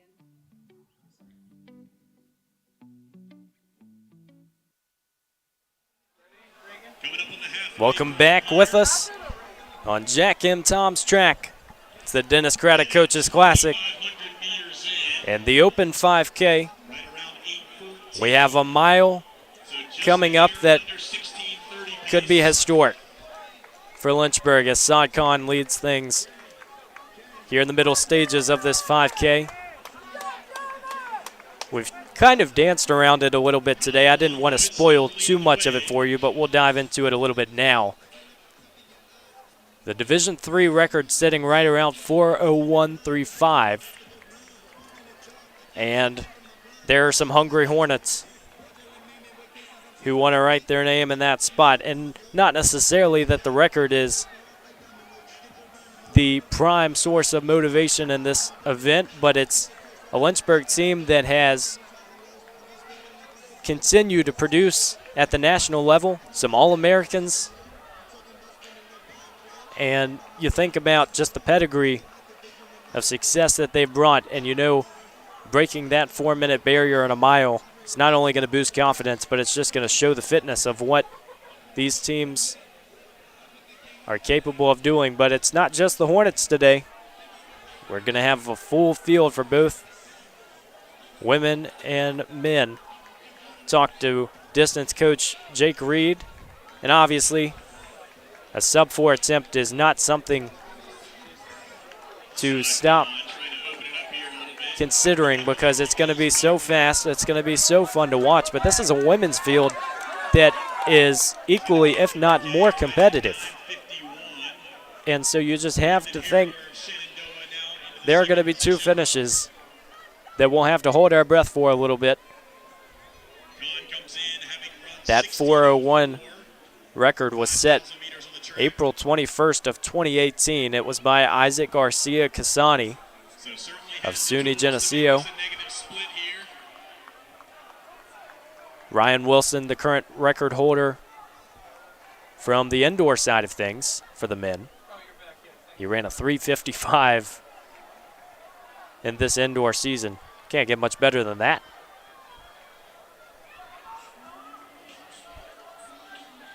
But at any level, any division, to break 4 is something that is an accomplishment very few people can talk about. Khan has extended his lead a bit. As you see, sitting in second is Ethan Harrower of Shenandoah. And then in third, it's Alec Daniel of Longwood. Khan's got a mile left, and he's at 11:06. His PR is right around, I believe, 16:04. We'll confirm that for you, but it's a chance, if he can negative split, to get right there. Here in this men's open 5K, yes, Saad Khan's PR 16:04.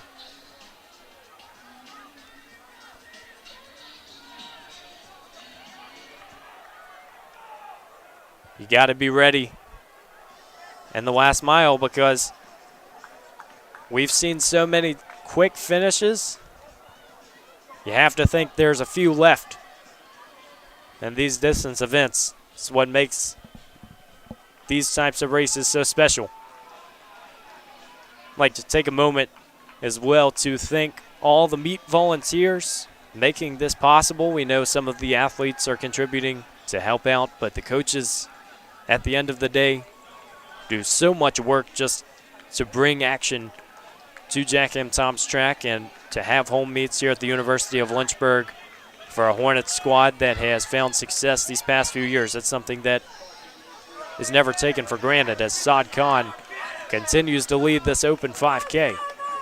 Harrower following in second with 3 laps to go.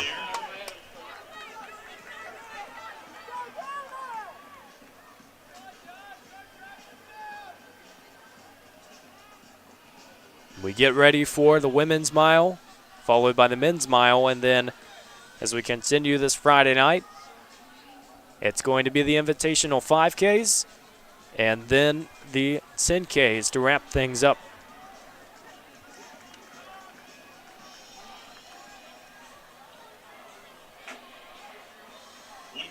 Sprints will be tomorrow. Action will span throughout the day, which will be nice for sprinters because you're getting a little bit more heat to help enhance those performances. You just wonder what the wind will look like, as we know that can affect whether the times are official or not.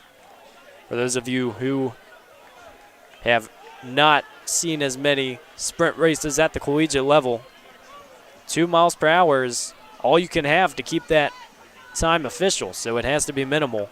We know in Lynchburg and the Hill City, wind is always out and about, so we'll have to see what that looks like.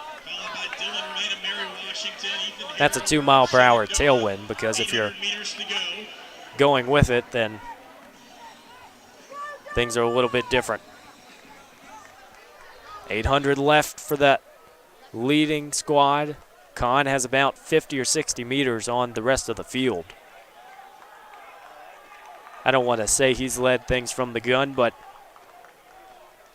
he has been involved in the lead pretty much from the start. Got a nice battle shaping up for second here.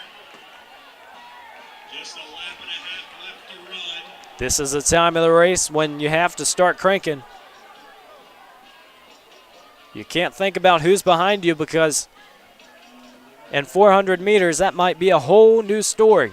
But Saad Khan for the Longwood Lancers is putting on a show and a chance to get close to his PR at 16:04. He'd need about a 60 on that last lap, maybe a little bit less to get it, but he's still going to sit in the lead.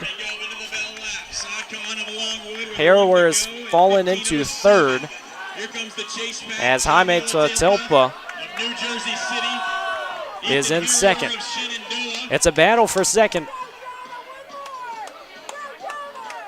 But right now, Saad Khan is getting it done, and he is going a little bit quicker. 300 left. He's extending his stride.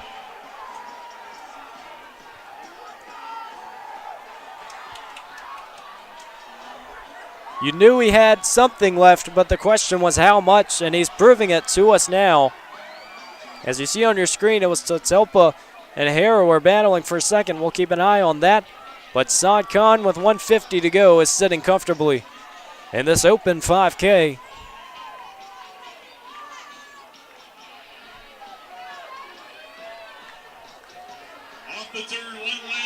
Rounding the final turn of the 12.5 laps. Saad Khan has moved out into lap 2. He's smiling. He knows he's got it.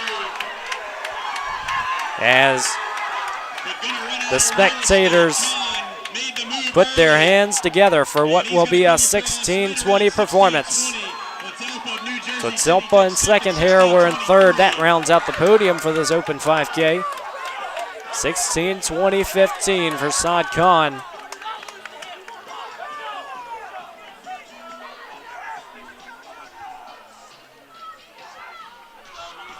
So Telpa PR'd by 6 seconds. He had a 16:23. He needed 16:29. Harrower was just off of one, so a solid performance as well. See, in the 16:30s, things got a little bit congested.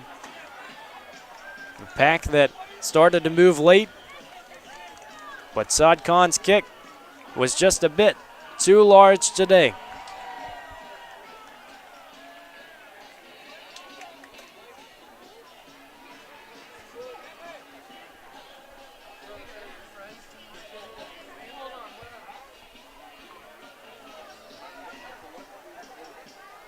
You know what's next. It's the women's mile. You don't see it often in a college outdoor meet, but today it's coming to Jack M. Tom's track, as it does every year at the Dennis Craddock Coaches Classic. If you're just joining us on LHSN, we appreciate you spending this Friday evening with us. To say it's going to be quick is an understatement. The competition is going to be elevated to a level you don't see often at a Division III level. Are you ready? We're about to get started.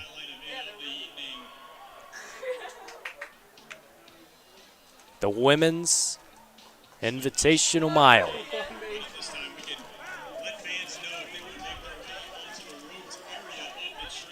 And you see a lot of athletes down on the turf, but there are going to be a lot of athletes and spectators down on the track to cheer on all the athletes. It's going to be 22 in a heat that is going to be incredibly quick. Code Red here on this Friday night. What more could you want? We're going to go ahead and introduce the field now so we can focus on the action when things start out, because you know they're going to get out quickly. Chandler McCaslin of UNC Greensboro. Sadie Adams of Formula Track Club. Parker Hawk of Washington and Lee. Emma Irvey of the Pacers. Reese Dalton of Formula Track Club. Maddie Gardner of Formula Track Club. Anna Hostetler of Liberty. Ella Webster of Wittenberg. Zoe Lamanna, unattached. Haley Smith of Lynchburg. Emily Sansbury of Washington and Lee. May Savui of CNU.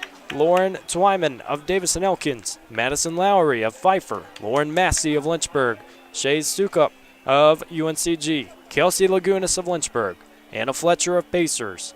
Keandra Chandler of Southern Virginia. Anya Miller of Davison Elkins. Kristen Werner of the Pacers. Molly Silva of Lynchburg. Couldn't ask for much better conditions. 4 Hornets set to put the track on fire. We're going to have a few minutes before we start. You see in the Friday Reds, the Hornets are ready. For the Lynchburg Hornets, Haley Smith, her PR is 5'10". She will have a 10 on her chest.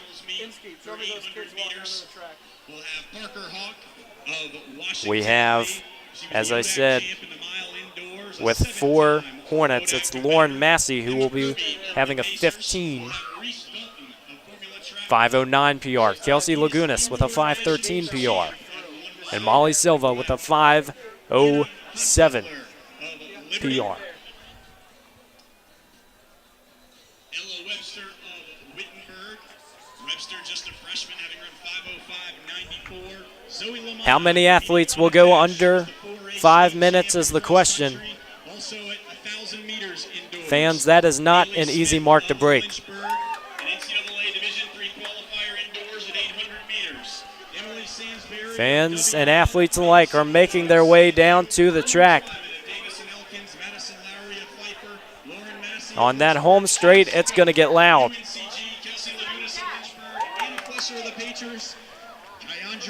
The focus has been on this event for a few weeks. Jake Reed knows the importance of what this could bring. Again, how many bites at the apple do you get? Normally not many, but when it's once a year for the outdoor mile, you have to go.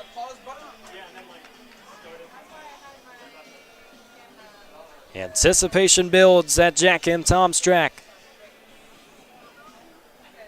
Here in this mid-April event.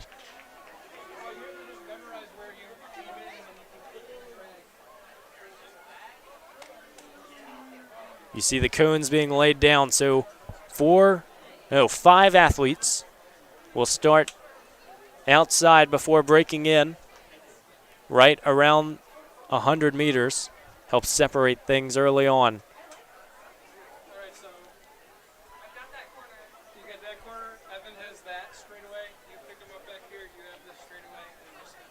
Can the Hornets break 5? And what time will do it. Waiting for the go-ahead. We're going to have a couple moments as cones continue to be laid out here in the alley. We'll keep a strong look at the splits and the mile. It's very crucial just to be able to get out and not only run quick from the gun, but also be in a position to where you can deliver when time matters.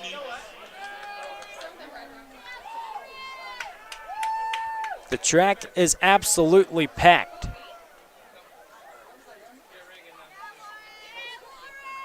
As you see on your screen, that is what Code Red at Lynchburg looks like, fans.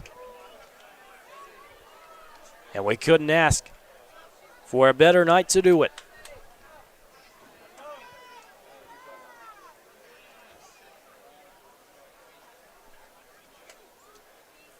Continuation of D3 week here at the University of Lynchburg. It's a mile that could mean so much more than what meets the eye.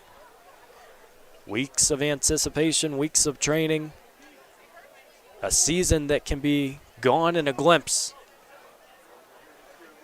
So under the lights, you have to perform when it matters.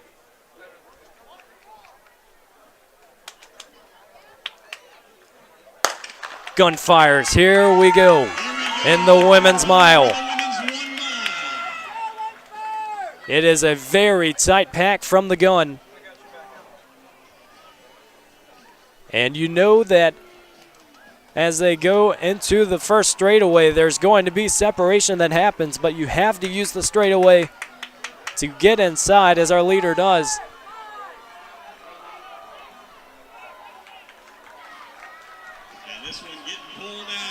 Running from Liberty. 36, 35. Right around that time. It is 5-minute pace.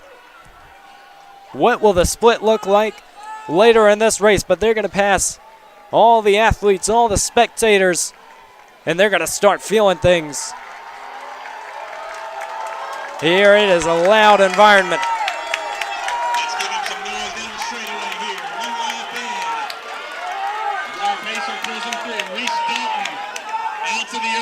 Reese Dalton is out in front.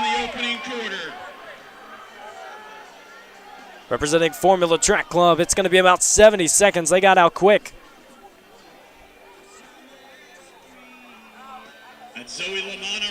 Zoe Lamana in second.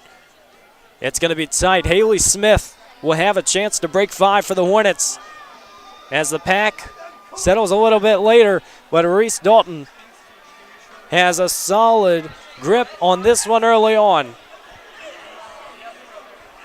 As we said, Lamana following in second. There's Haley Smith on your screen. She's got a PR today, that's for sure. A 5:10 PR, so if she hangs with the pace, if she remains confident enough to stick with these leaders, it's going to be something special. So it's Reese Dalton with Formula Track Club running out front.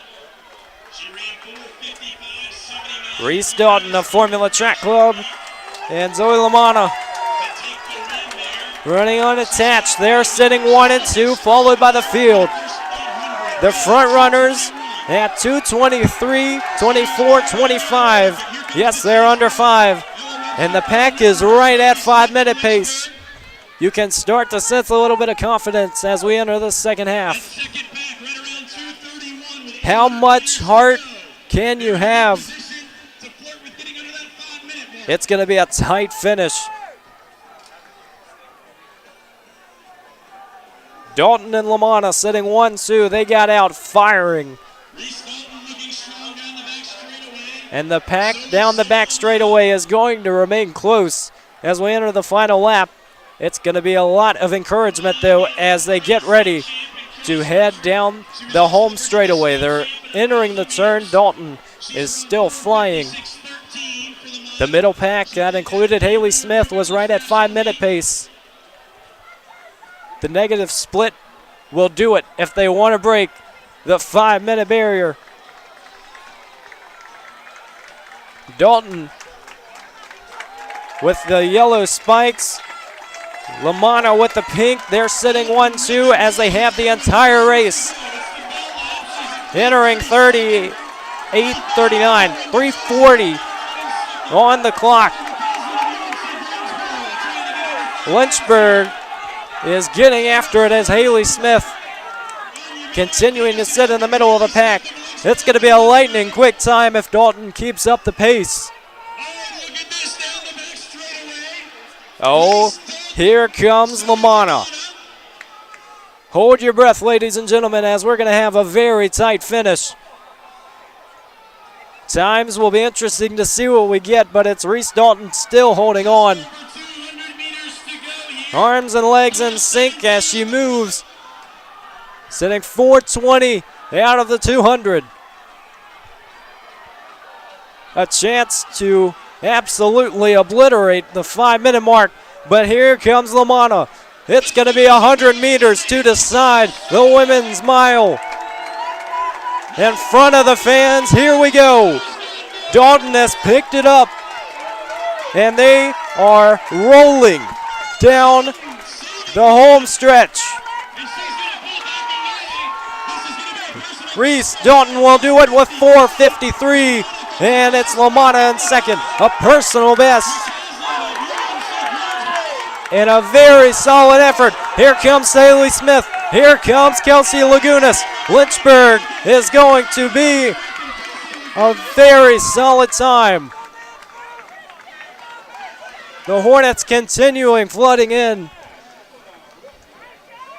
It was Reese Dalton with 4:53. Haley Smith got a PR at 5:08.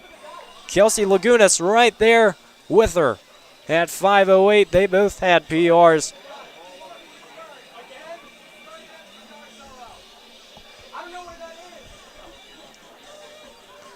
It was a lightning quick start. And as we get ready for the men's mile, you have to think, what more could we ask for? Reese Dalton got out with the pacer, and there really wasn't any hesitation, but we got to get ready for the men's mile. Let's go ahead and start introducing them. It's going to be a chance to break 4 minutes. Are you ready? Let's go ahead and get started with introducing this field. It is a field that consists of some All-Americans. It's going to be national level competition, and it's going to be quick.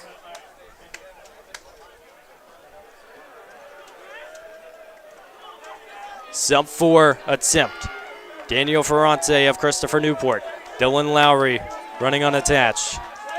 Sam Laneza of Lynchburg. Jason Hunt of Lynchburg. Carter McKenna of Davis and Elkins.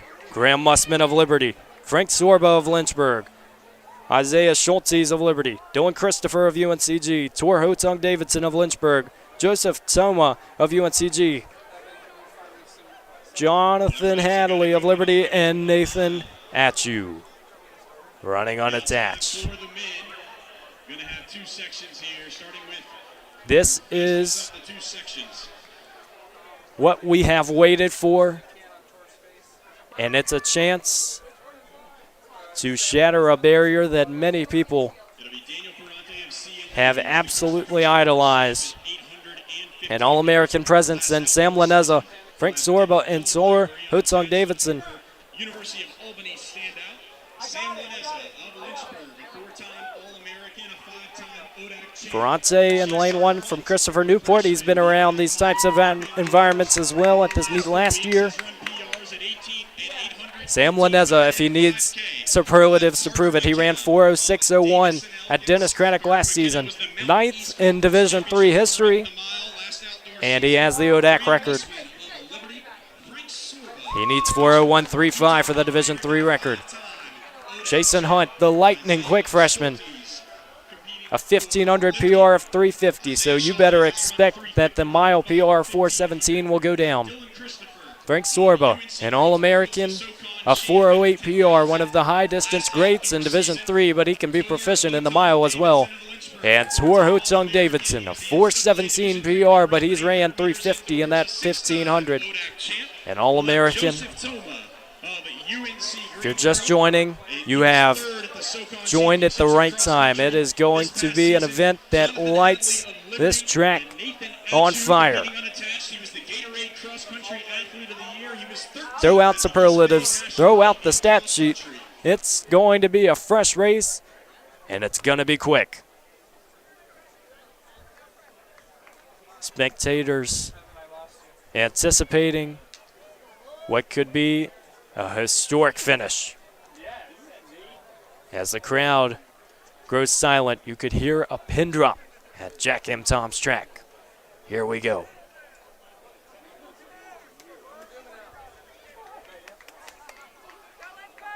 Gun fires. Simple math, you need a minute each lap if you want to break 4. And who or how many can get it done today? You know the Hornets are going to get out. They want to be sitting around 3:01 when they come through that 1200 mark on the 3rd lap. So who will have the guts to make this a historic performance? Ho-Tung Davidson is getting out all season long in practices. They have been right on pace, and right on pace they are at 30. That is the perfect mark if you want to get it done. It's going to be the second half of the race that decides it. Sam Laneza, Frank Sorba right behind him. It's Code Red night, and the athletes are out in spectacular fashion. 1, 2, 3, go the Hornets. It is a heat that has the national level that they need as they run 60. They're a quarter of the way there. 3 All-Americans sit on the podium for this men's mile, but they're going to want a lot more than that. It's a race that, if you don't understand how quick they are moving, it's 30 seconds each 200. If you're down on the track, it looks like they're sprinting. For an entire mile as Ho-Tung Davidson leads the crew, they're at 1:30. They're still on pace. If they're in it for the last lap, you have to think Hart will get them somewhere. Who will make the move? Who will keep it? It's Ho-Tung Davidson, Laneza, and Sorba. Still running on pace. It seems that everyone on campus is down by the track to watch what could be a sub-4 race. 2 flat as they run through the line. This is going to be the time that matters. Sitting alone now is Ho-Tung Davidson and Laneza.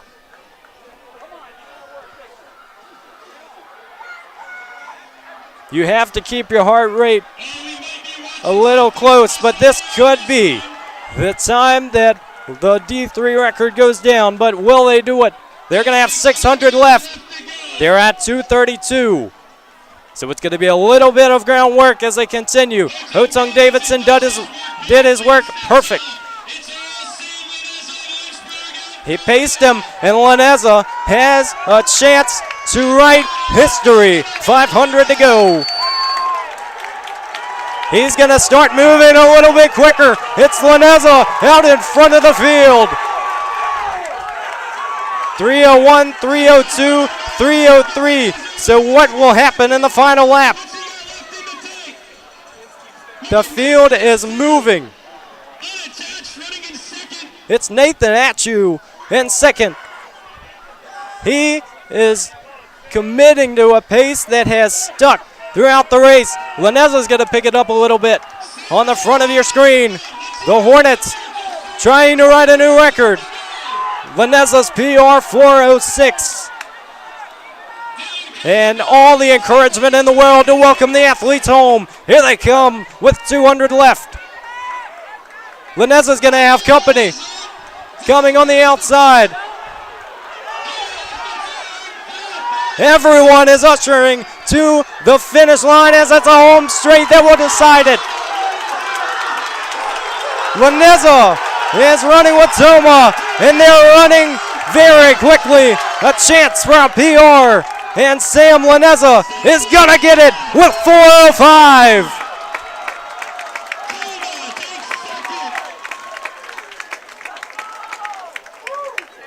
And it ended up being the special evening we made it out to be. It's a 4:05.41 finish for Sam Laneza. He will continue what has been an outstanding resume, and Lynchburg keeps it going. How about that?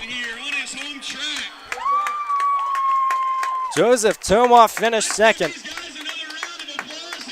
We knew it was going to be quick. And the energy still pulsing through the entire crowd. We've got more heats coming, but you can't help but absolutely appreciate the effort that these men have put in today. Sam Laneza, 4:05.41.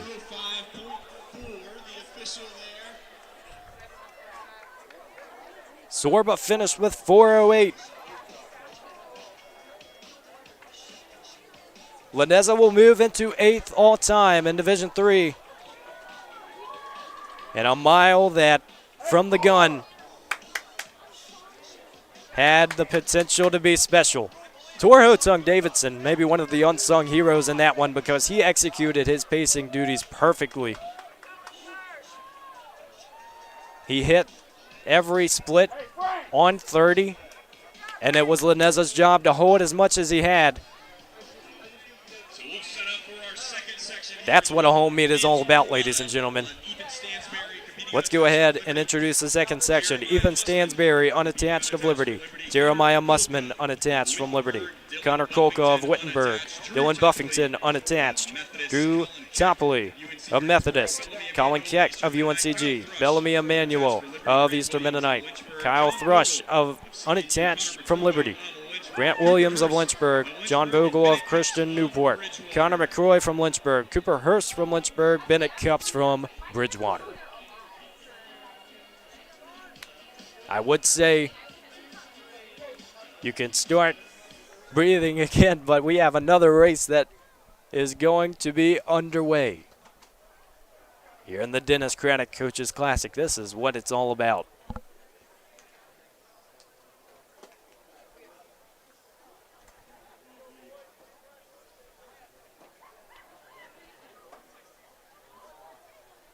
As loud as you will ever hear this track as the starter gets ready. Gun fires. It's section 2, but it is no less intriguing. A chance for the Hornets to put something very nice on the board. As we mentioned, Lynchburg, it's going to be 3 athletes in this one, being Williams, McCroy, and Hurst. 3 of the staples of this program continuing to perform. We'll have to wait and see what the splits look like. It's going to be, again, out around 30-31. That's characteristic of a very fast mile if you can hold it. Sometimes as a spectator, you might be a bit more familiar with the mile compared to the 1500, so it helps to look at splits a little bit better.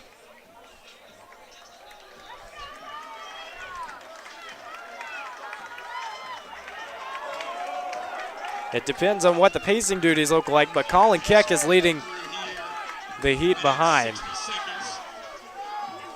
That's Colin Keck of UNCG, about 63 through the first quarter.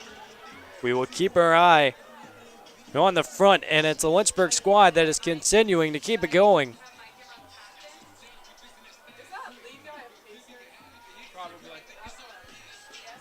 McCroy's PR is 419, Hurst is 419, Grant Williams is 420. So you know that if they can commit down in the second half of this one, it could be another storybook ending. All the athletes coming together for what has been a phenomenal men's mile. A little bit of movement. Lightning in the sky and lightning going around the oval. what is a very beautiful night. The Dennis Craddock Coaches Classic. Right now your leader, it's going to be Kyle Thrush running unattached from Liberty. But Stansberry's behind him, and McCroy's in third, sitting in a great position as they come through in 2:09. An even split puts them right at 4:18. That would be a chance for some PRs. Ethan Stansberry has ran 4:17 before, so he knows what it takes. In the second half, we'll have to see what our leader, Kyle Thrush, can throw at him. Form continues to hold up movement going into the turn. We'll see McCroy right there as well in third. Stansberry is trying to take the lead.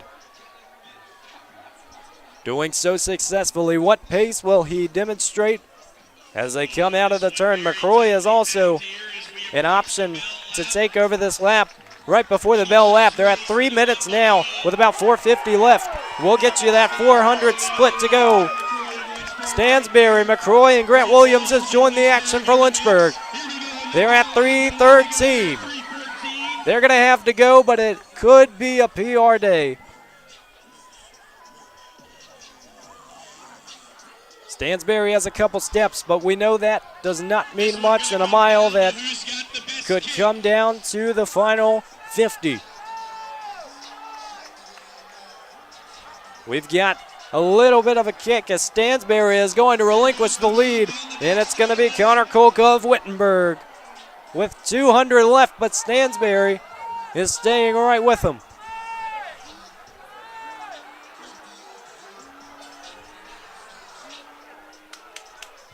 We wanted a battle and we got one, but it's going to be coming out of the turn. 4 minutes rating across the clock, and it's going to be Jeremiah Mussman of Liberty. Running on attached. Connor Kolka in second. Cooper Hurst in third. Will he get that PR is the question. He's going to come across in 4:16, but it's the leader, Jeremiah Mussman, with a 4:14 win. Here in the second section, Kolka ran a 10-second PR for 4:16. And then Cooper Hurst putting on a show with a 3-second PR. Grant Williams, as we said, a 4:20 PR. He comes in at 4:18. So the Hornets continuing to chip away at those PRs. It's mid-season. It's a time where you want to start getting those times down, getting ready for conference. Near the end of April, if you're any track team, you want to be ready when that conference meet comes around. So next event up on the track, it's going to be the invitational sections of the 5,000. So we need Wow. to get the track. As we said, you don't hear a track that loud very often. And Dennis Craddock continuing to stay true to character, because guess what? We have the Invitational 5K coming up. Another event that is going to be loaded with talent.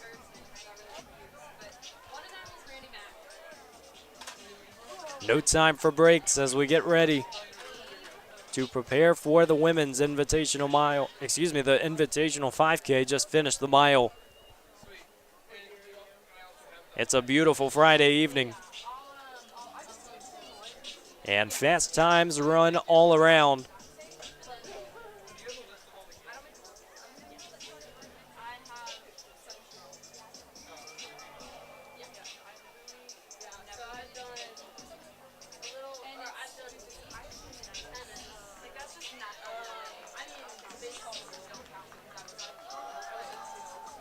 We'll wait to introduce these athletes to you as they start the 5K, as we know this is an event that will take a little longer to develop. But we have a very special evening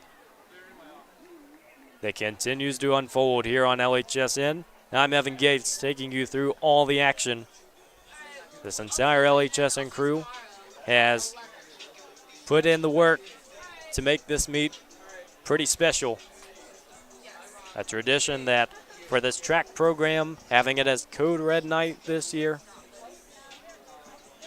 it can't get any sweeter. Whether you're joining us from up in Ohio or New Jersey, or just watching from down the street here in Virginia, we appreciate your support and for joining us for a very exciting NCAA track and field meet.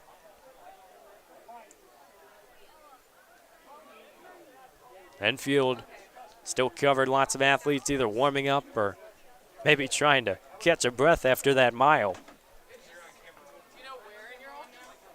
I promise it's not just difficult for the athletes, but really for the spectators, for the parents, for everyone coming out to experience the level of talent that we have seen tonight. It goes across the board. So many athletes that have trained for years, for weeks, for months, whatever it is. Outdoor season is something that will always be one of those trademarks when you think about running fast times, about the big moments, the fast meets. And we have another one here in the women's Invitational Mile. As promised, we'll go through the lineup of who we have running in this one, but it's going to be a very fast opening as well, so we'll have to keep our eye on that.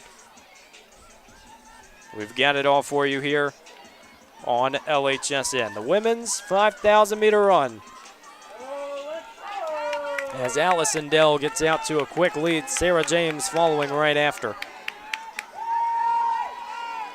Here you go, it's Anna Hostetler of Liberty, Isabel Zimmerman of Meredith, Allison Dell leading from Lynchburg, Sydney Kozla of Wittenberg, Corinne Weaver of Meredith, Emma Hawk of Wittenberg, Sarah James of Lynchburg, Madison Lowry of Pfeiffer, Summer Bejarano of Liberty, Megan Keys of Wittenberg, Hope Carr of Liberty, Erin Atkinson of Shenandoah, Jenna Ryder of UNCG. As well, these next three athletes are Spartans from UNCG. It's Chandler McCaslin, Camille Carlson, and Victoria Sosa, all UNCG. Maddie Rawlings from CNU, Madeline Lotz from Shenandoah, Julie Tawnon from Meredith, Morgan Eli from Wittenberg, Sasha Willie of Southern Virginia, Andrea Gallegos of Meredith, Ashley Brown of Roanoke. 23 people in the heat. Allison Dell has dictated the pace throughout most of this one so far. She's going to be joined by the rest of the pack.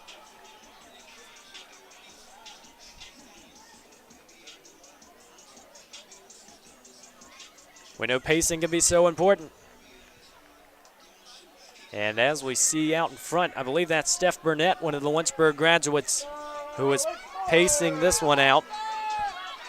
She is the leader for the moment. Obviously, she will step off as Dell and James are in great striking position. But through 600, the athletes are about 209. This is an event that will certainly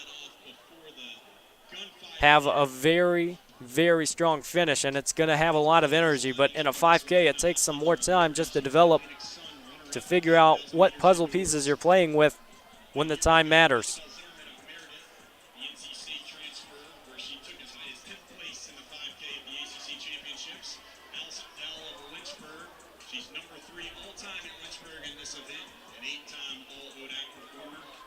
Allison Dell, as you've heard from the PA announcer, third all-time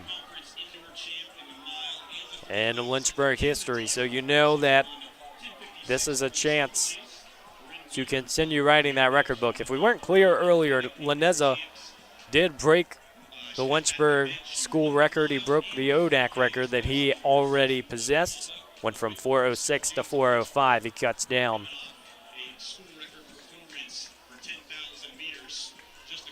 Burnett is off the track early on. And right away it's Hostetler and Carr of Liberty sitting 1-2, but Allison Dell is still in the mix for the Hornets. Early in a race, you got to let it develop, but you also want to make sure you know where your priorities are at for the second half, and that involves keeping your form nice and smooth, being able to come out and react when the first move is made. The 5K might be one of those events that's really difficult to describe unless you've had that experience or you've understood track and field maybe for some time before, because there are so many different coaching techniques and perspectives that you'll see in track and field. Lots of coaches want that negative split, but in reality, how often are you going to be able to go out and run the second half faster?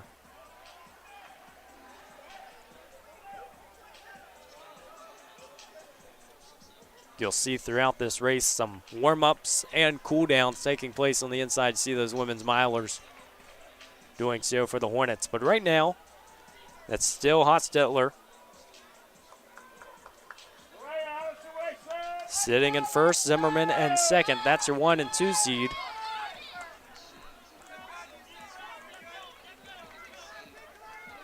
An incredible atmosphere here on Code Red Night.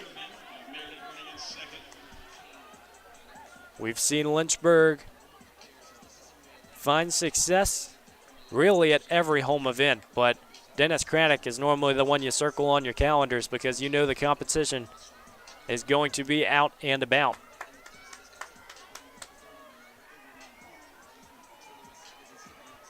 Looks like they will approach the mile mark coming up. We know it's on the opposite side of the track, but right now on your screen, they are at 1,600 meters, and it's going to be around 5:40. 5:38 to 5:40 in that range for the front pack that has disconnected from the rest of the racers.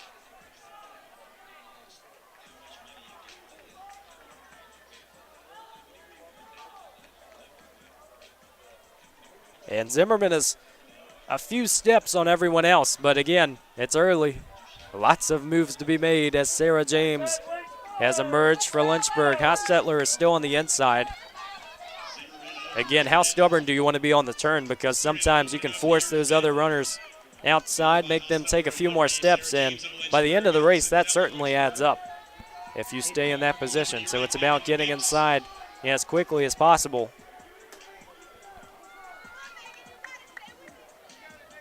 As you see on your screen, 6:34 right now for the women in this heat. This is the only heat of the women's Invitational 5K. We had the open early on. Delaney Salisbury put up a solid time for the Lynchburg Hornets as she earned her way to a PR.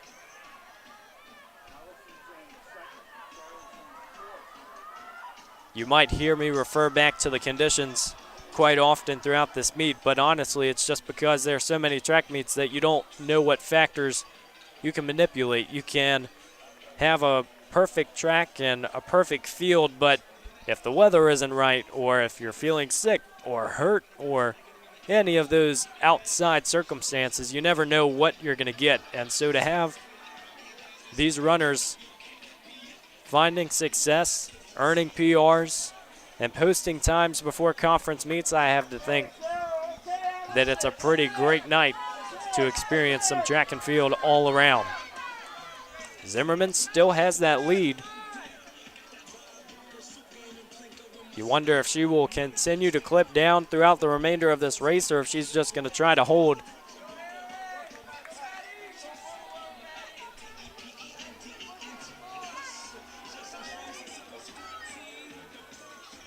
Dell and James, the only two Hornets in this one, but they are racing efficiently early on.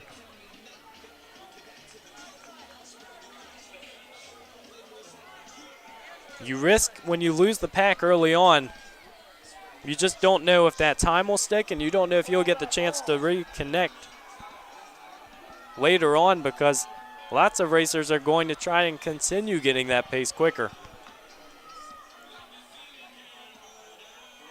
We'll make sure that we get that 2-mile split. They still have a little bit of time to go as Zimmerman is running smoothly. It looks like Allison Dell is clipping on the shoulders of third place.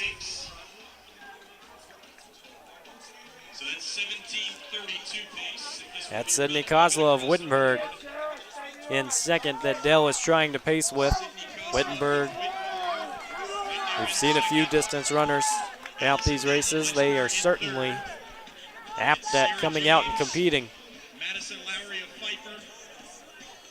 Lynchburg made a trip early in the indoor season, going to Wittenberg, putting up some very solid times there. One of the interesting quirks, fans, about that track is it is 300 meters, which for most indoor tracks, you're going to see 200 meters, which is exactly half the size of what we are racing on today.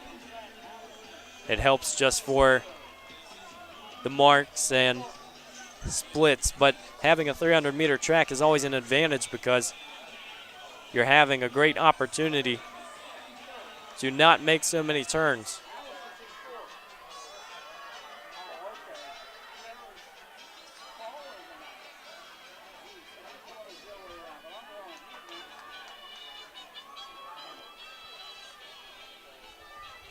I reckon to say Zimmerman's going to have some company in a couple steps.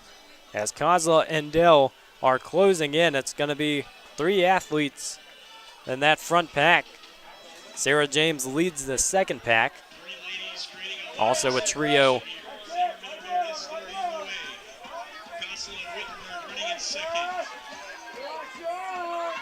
They all still look comfortable. There is no problem with the pace that is being executed. You see lots of people around the track in an event like this just to make sure that pace is maintained. Kozla is breathing down Zimmerman's neck. And here comes the move outside on the turn. Allison Dell's going to go with her. You wonder what Coach Jake Reed had to say about that one. Coach Sprecher as well on this Lynchburg coaching staff. Haven't mentioned his name yet today, but that is because most of the sprint events will come tomorrow. He also plays a large role in just bringing this meet to your screens. 3,200 meters in. 3,200. It was about 11:15. A mile and change to go. Once they get to the finish line, it will be 4 laps exactly. We'll keep our eye as well on PRs coming late in this race. But for now, it's Kozla out in front.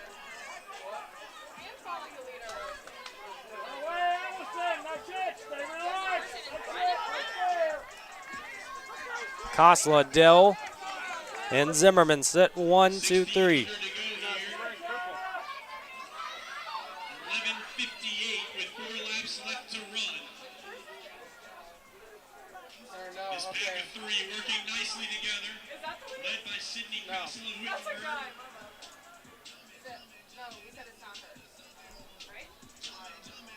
For perspective, Hostetler, who was seated first in this heat, had a PR of 16:51. Zimmerman,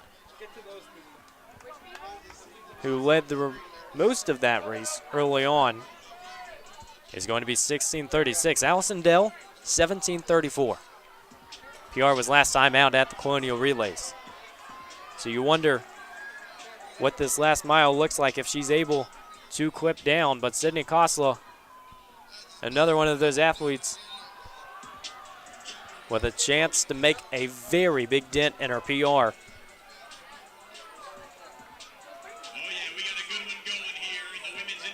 It's going to be tight.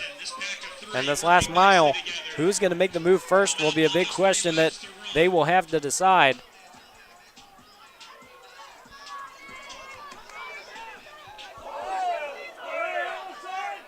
Wittenberg, Lynchburg, Meredith represented in this Invitational 5K. Sydney Kozla's 5K PR is 19:15, so I'd venture to say that is going to be shot out the window. Still a mile left. Rain is starting to pour here around the track. We've dodged it throughout most of the night. It's been a very nice atmosphere.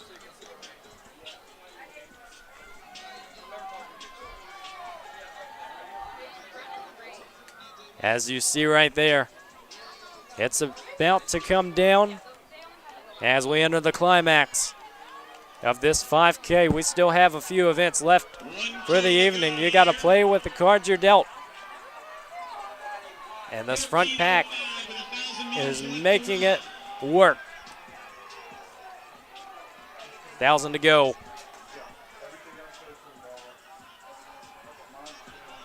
The effort has been there all race long, and despite having a few different starts, this front pack has found a way to stick together. Dell was out from the gun, but between Koslow and Zimmerman, they really had a few chances in this race to go, but they just waited until their time. We saw Zimmerman led in the middle stage. Allison Dell has done a phenomenal job of just hooking onto the leader, whether it was Koslow or whether it was Zimmerman. If you're just joining us, there's 800 meters left of this women's invitational 5K.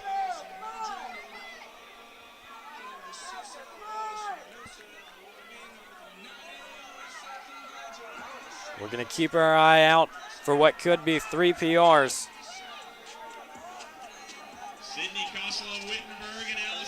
Koslow has hers on lock. Allison Dell should as well with 17:34.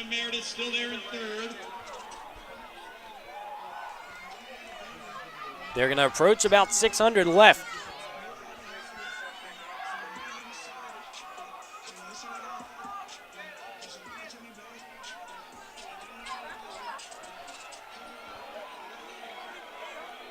Allison Dell, third in Lynchburg history. We're setting up for a good finish here.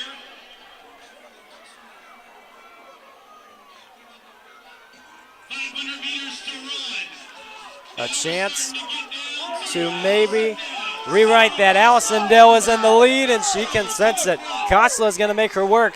There's about 400 left as the clock is going to read around 16:10 when they run through the line. Bell lap of the women's invitational 5K. Dell is going to work and force Koslow to go outside if she makes the move. Both runners looking comfortable as they enter this final 300, but Koslow has made a move on the outside. Dell has done a phenomenal job of sticking with the leaders all race long, and she is not going away without a fight.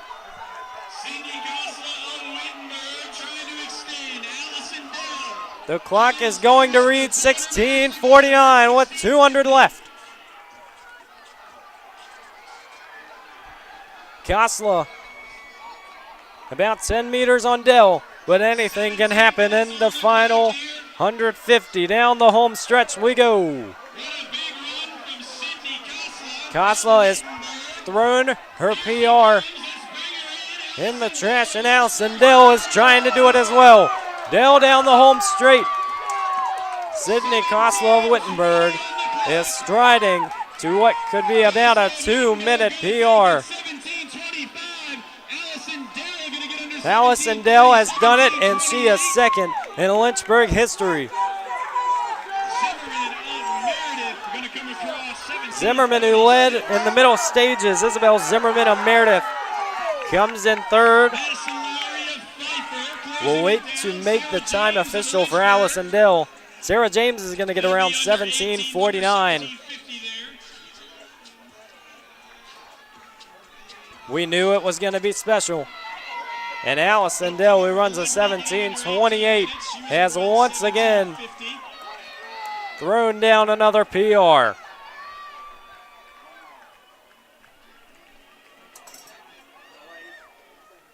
Sarah James got fifth. Madison Lowry of Pfeiffer was fourth with 17:48.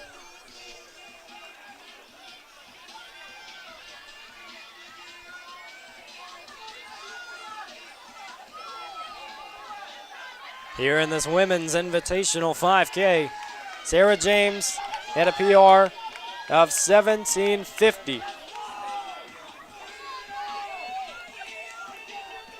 Then she runs 17:49. So a PR is a PR, and it's two Hornets that do it. But behind a very nice performance from Sydney Kosla.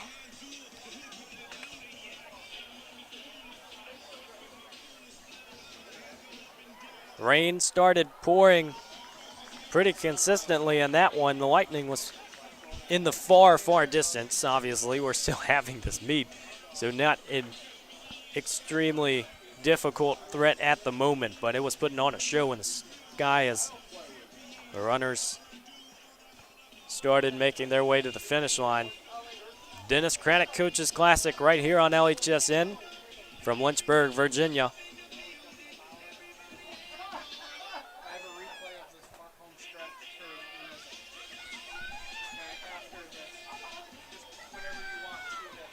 It's been a solid meet all around, and if you remember that men's mile, it was maybe the loudest that you've heard the track.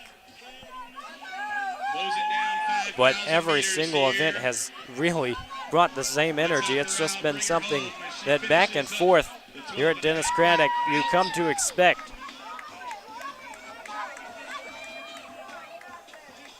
And we're not done yet. Right now, about 8:40. We've had a solid slew of events, but we're going to have the 10Ks that will happen tomorrow. So the rain came down, we just mentioned, in that last race. He had a bit of a climactic finish, but that's going to end things for night one of the Dennis Craddock Coaches Classic. If you think back to what has happened today, what has been a very special, very quick evening, it was all around a spectacle to watch, and some Lynchburg records continuing to be written. As we said, Allison Dell worked her way into second with that last 5K. Sam Laneza did it in a 4:05 fashion for rewriting Touching to the finish line as it's a home straight that will decide it.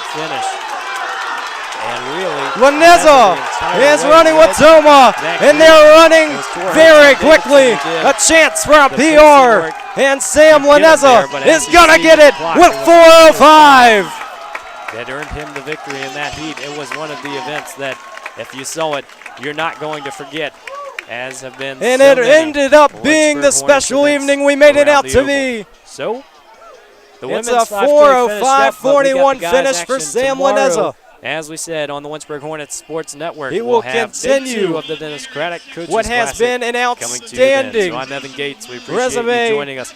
And Lynchburg keeps it going. How about that? Tomorrow. So from the Hill City, we hope you have a good night. Joseph Toma finished second. We knew it was going to be quick.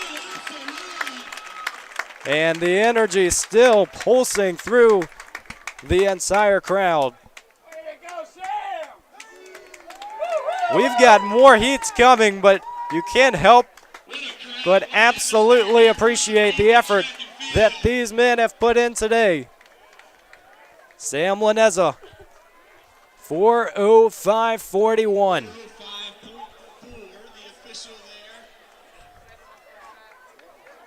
Sorba finished with 4:08.